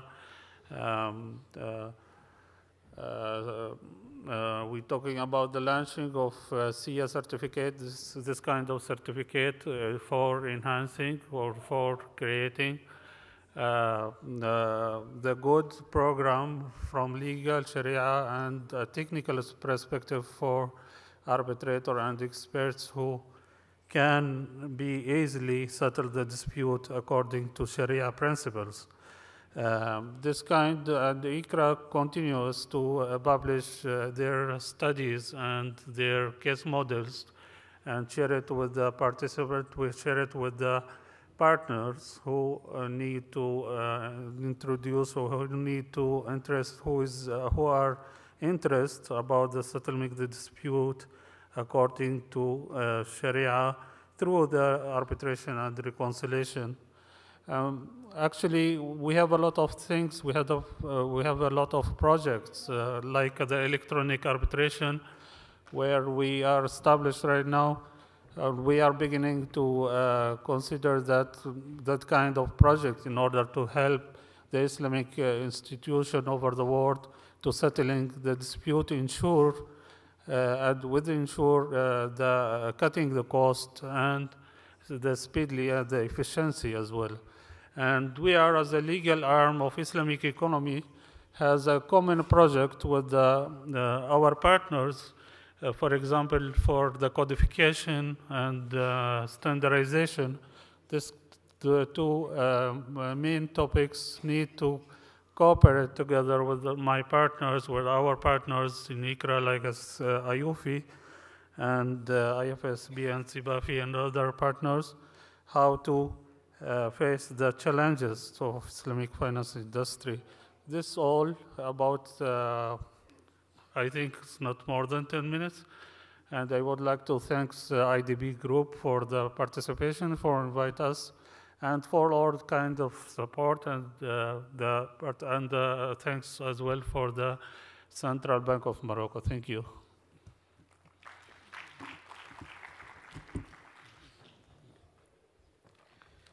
Thank you, Brother Rami.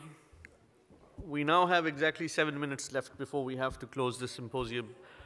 So I will skip the question that I had prepared and I wanted to ask in the interest of the audience. So I'm sort of passing my right to the audience. So if there are any questions, I can just take a couple of questions and then please identify yourself, pose the question, and then also identify who you would like to answer that question. So, yes, brother.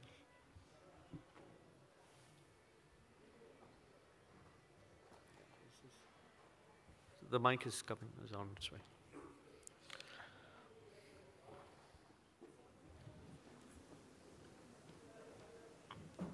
Okay, Assalamu alaikum. My name is Bashir Oshodi from Sterling Bank, Nigeria. My questions go to the first two speakers, any of them. Okay. You agree with me that generally, we've got loads of data that shows that things are going to be improving. However, we found that OIC member countries are the worst in terms of democracy as a whole. Let's pick one of them, enhancement of wealth. So ability to generate wealth or create wealth is far less in OIC member countries than in other emerging economies. And we look at poverty, we look at education, we look, more children in OIC countries are out of school today than other regions, right? You look at, say, healthcare, still worse in OIC countries. And what that then means is we need to do things differently. What are we going to do differently exactly?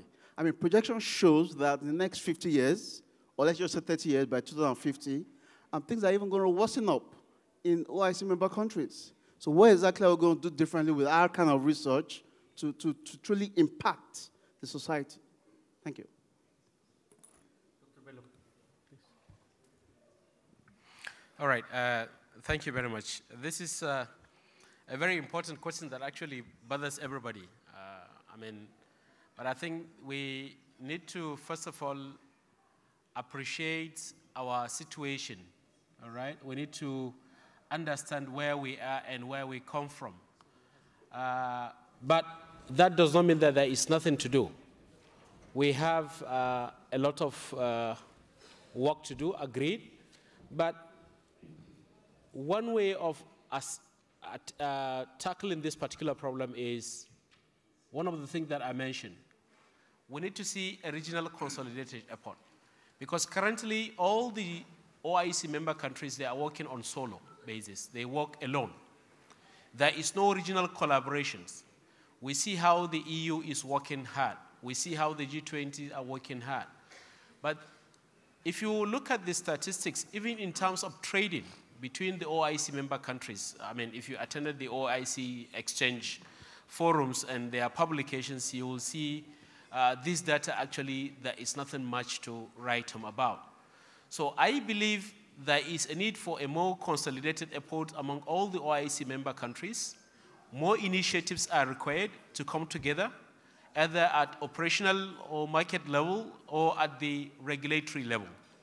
Now, the challenge that we have, we need to identify that no matter how well or how good we intend to work to overcome these things, there are also external forces that we have to look at.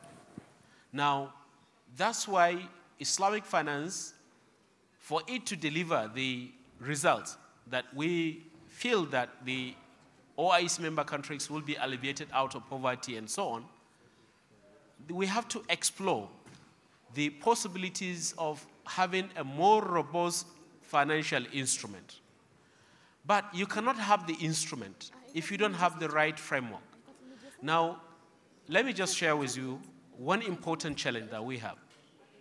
We all know that all the OIC member countries have infrastructure challenge, whether for industrialization, whether for education, whether for transportation, and so on.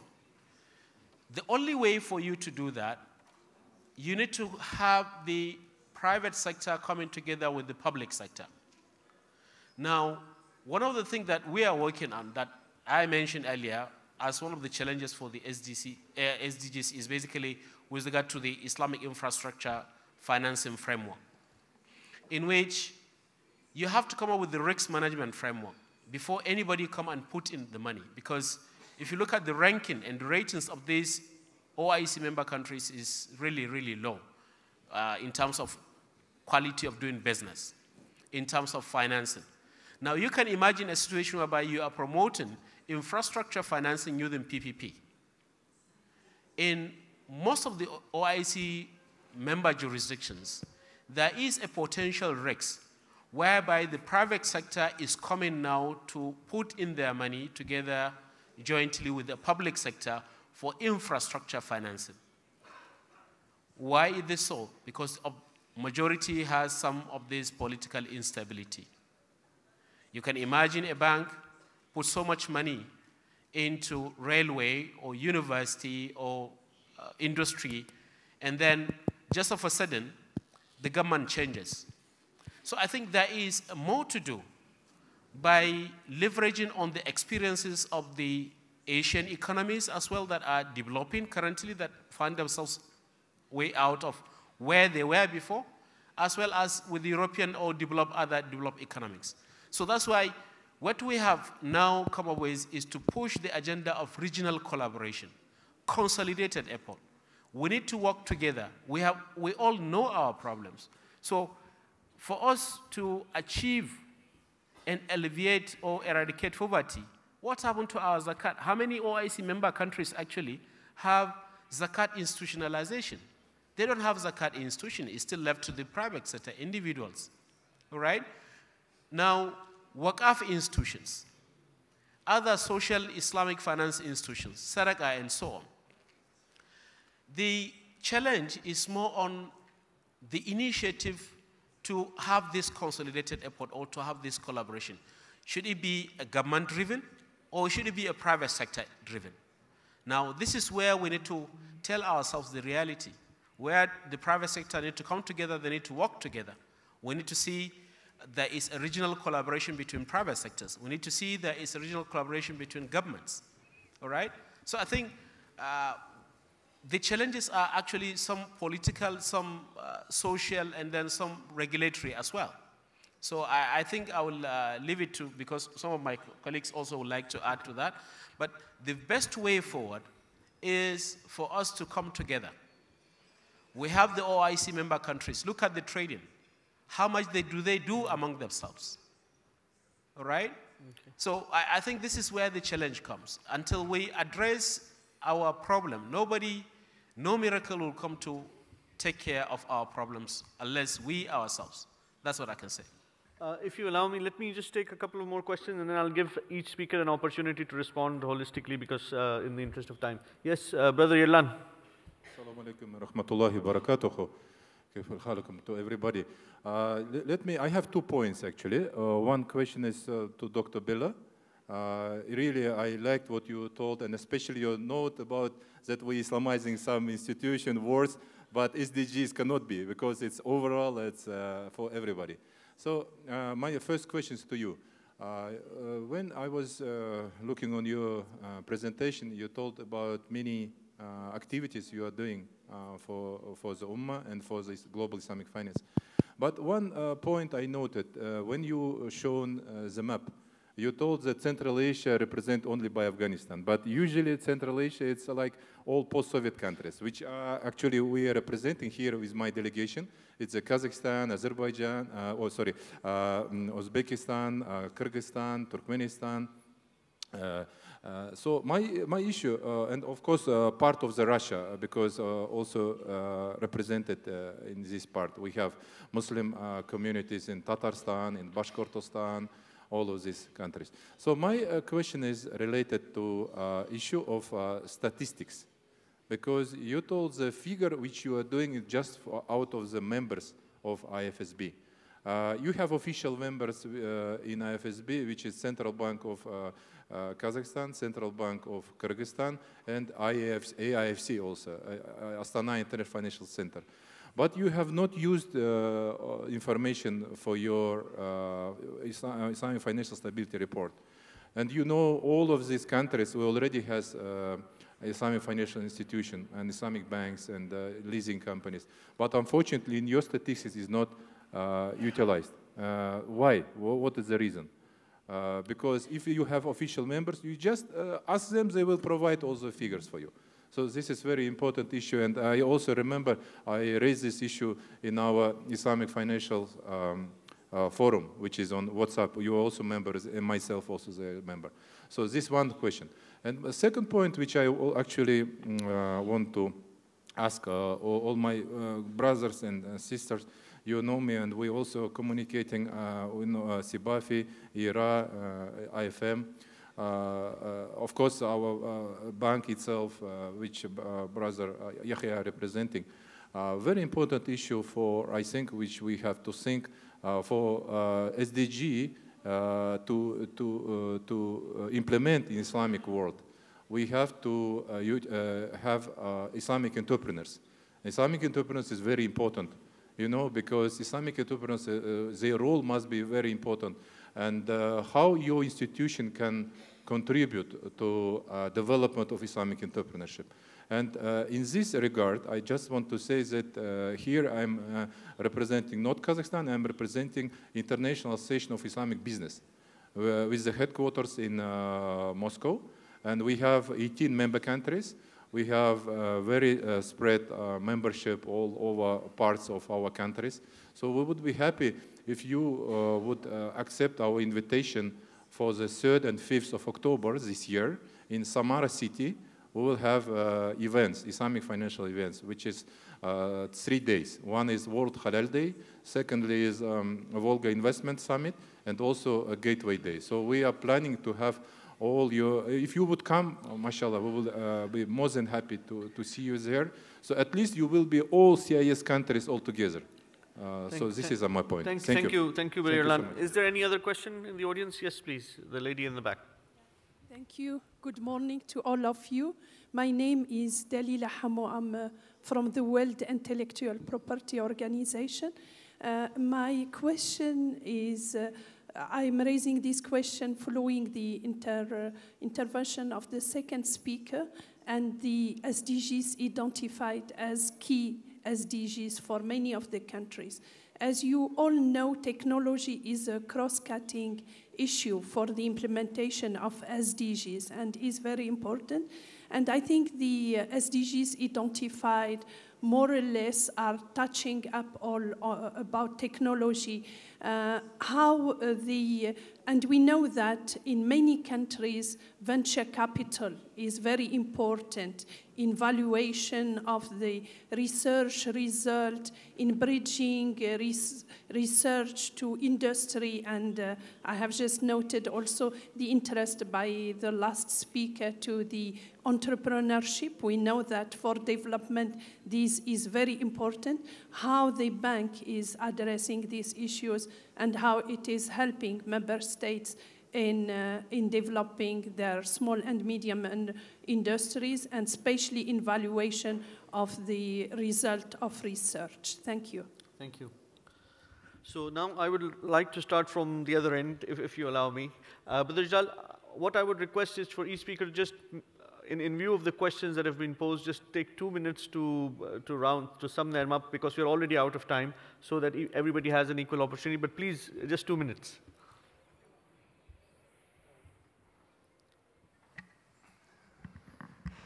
I would also just like to comment on the first question, and also what Riyan mentioned, so that inshallah we can talk separately. But one of the key, I think, aspects is also looking at, your legal system in OIC countries. I think is very critical. You see, I mean, we have certain contracts, and I mentioned about unrestricted wakala, but you have musharaka and all. A lot of time, these contracts, your legal sort of system doesn't support that. You have, in terms of achieving pure securitization, let's say asset-backed Sukuk, the standard we are developing would be covering asset-based. But you don't have really, the investor appetite. I think that's, something which need to be worked on. And you don't have the right sort of legal system in most of the cases, to work out. I think this is a critical aspect which we need to also look at an OIC level, to see, what can be done on these, how, your laws, insolvency laws could be strengthened, because this is something, very critical in terms of, between the cross-border, between the OIC. And we see in terms of the trade volumes also, when we did our standard, I mean, the volumes are not really, comparable at the moment what you see international, trade flows, which are there. So OID trade flows are still, in fact, they have contracted, if I am correct to say, in last few years, rather than growing from some 4 billion to, I think, increasing. So I think this is something which we probably, in my view, are critical. We have to collectively work. So it's not the work of one sort of organization. And this is, like Dr. Bello mentioned, is a collective effort is needed on that. Sister Sabine. I'll start by responding to the first question. I agree that, obviously, I think all of us agree that we in the OIC have bigger problems. But the issue really is that that just means that we need more initiatives, perhaps at the government level, and because you're representing the Central Bank of Nigeria, we need more initiatives. Development finance, there's tremendous interest in development finance globally. When we're talking of all of this socially responsible investing, we are referring to development finance. We've seen the examples already coming out of Indonesia, for instance, which is, again, one of the OIC countries with the highest greenhouse effects within the country. So they've done, at sovereign level, they've done Sukuk, like the TLFF, which is a tropical landscape finance facility, to basically address those issues. So there is tremendous interest in development finance. The funding is available. Incidentally, about 60% of the OIC countries fall along the Belt and Road Initiative of China. And while there are problems with that, I mean, I'm not saying that nothing comes without its own issues, but there is a lot of work that can be done to enhance the level of transparency with this investing, which is where rating agencies come in, and promote this developmental finance aimed at specifically OIC countries to address the problems that we have. So I think this is there. Then as the question regarding Islamic entrepreneurship also, I think ratings are, again, very active on the side of SMEs, on the side of microfinance, on the side of, as I said, developmental finance, project finance, infrastructure finance, which goes a very long way in addressing the needs of these OIC countries specifically at the juncture at which they are right now. And I think the timing is just right for us to start focusing on these, utilizing what we've got, whatever is happening around us. And we can basically channel a lot of conventional finance and Islamic finance into these fields. Thank you, Sister. Atiq. Thank you. I will answer the question raised by the participants there. And I think it's relevant for almost all the other SDGs. When we actually, again, refer back to what we hear from the market, and when we talk to our members for the Islamic banks on how they see the challenges related to the SDGs and how to finance them and how to achieve them, what we realize is perhaps I can sum up in a few points. So what we need to cover or to overcome the challenges. I think the first one is, I think I will say 3 items. First is collaboration. So why? Because we see that some of the regions, for instance, they are more advanced in some areas and others are less. So we probably need to have more collaborative activities. And awareness is perhaps the second point, is raising awareness on how they can do it. So not only what they should do, but how they should do it really in practice. And I think the third very important item is on policy incentives and regulation. If we have to achieve this, we have to involve policymakers and regulators. And I would finally put innovation as a center of all these components. And I give you a very short example. For example, countries, I give the example of Bahrain, or other countries also, Malaysia is an example. They want to, when we want to have, to encourage financial technologies or fintech, for instance, it is sometimes a sector we don't know clearly. So there are, for example, a regulatory sandbox that you can do. It's a test of this system to allow you to encourage something. So coming back to SME financing or entrepreneurship financing, there are actually mechanisms. There are many mechanisms that can be done, but innovation is very important to cover these items. Thank you. Dr. Bello, 60 seconds. Thank you. First, thank you very much for your question. Actually, it is not that we omitted or it was not something that what we are saying is that for the FCP database, there is a template. We have a compilation guide, which we send invitation for all our members to actually participate. But in most cases, it is only jurisdictions that have certain significant level of Islamic banking sector, all right, that they have meet all the requirements as per the compilation guide, that they have the data, then they can opt to join the FCP database. That's why only Afghanistan is actually being highlighted. But we work closely with Kyrgyz National Bank, we work with Astana, we work with Kazakhstan, AIFC, I think their representative is already here. And then with regard to our engagement with the CIS region, I believe the IDB will tell you that we are currently working on translating our IFSB standard into Russian language. We had discussion with Tatarstan, we had discussion with, I received a request from Kazan National Bank, Kyrgyz National Bank, and as well as Kazan University as well. So I believe our priority, and if you know, last year I launched the IFSB Stability Report in Astana as well. So I think our commitment is very, very much strong with the CIS regime. It's just that Afghanistan is the only one that opted to contribute, but we'll be very happy if we can push the Kyrgyz National Bank and Kazakhstan to join the FCP database. That will be very helpful. Now, one last comment with regard to use of technology. You see, it is a challenge to all the commercial banks, the Islamic banks, to please look at how they can go out of their comfort zone. Now, we have new startups coming up. We want to achieve the SDGs. We want to see the Islamic banks now structuring instrument of products that will really, really support the new startup, the entrepreneurship, whether it be in a technological model-based kind of products or it is a conventional Islamic banking products. So unless it's actually a contributing, everybody has to contribute his own. We want to see all the stakeholders working together. Now, even the growth that we have witnessed recently, you will see our stability report that will be issuing in the next few months. The growth is actually in the capital market, not from the banking sector. All right? But even in the capital market, it's actually on the Sukuk, issued by governments. But what do the governments issue the Sukuk for? Maybe to finance budget deficit, to finance some capital expenditure that are not maybe related to the SDGs, maybe, all right? So what we wanted to see is basically to see the Islamic banks now coming up with innovative products and services that are actually entrepreneurship-based, that are technology-based, that are actually linked to the SDGs.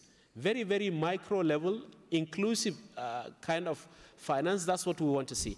And I believe each and every one of us will have a role to play, not only the regulators or the government. I think it's enough for now. Anybody that has maybe a question to discuss, please, I'm free to discuss after this session. Thank you. Thank you, Dr. Bello. I think you summarized this right in terms of, I think there is the need for further action and for the need for coordination between the Islamic infrastructure institutions and the other players within the SDG space.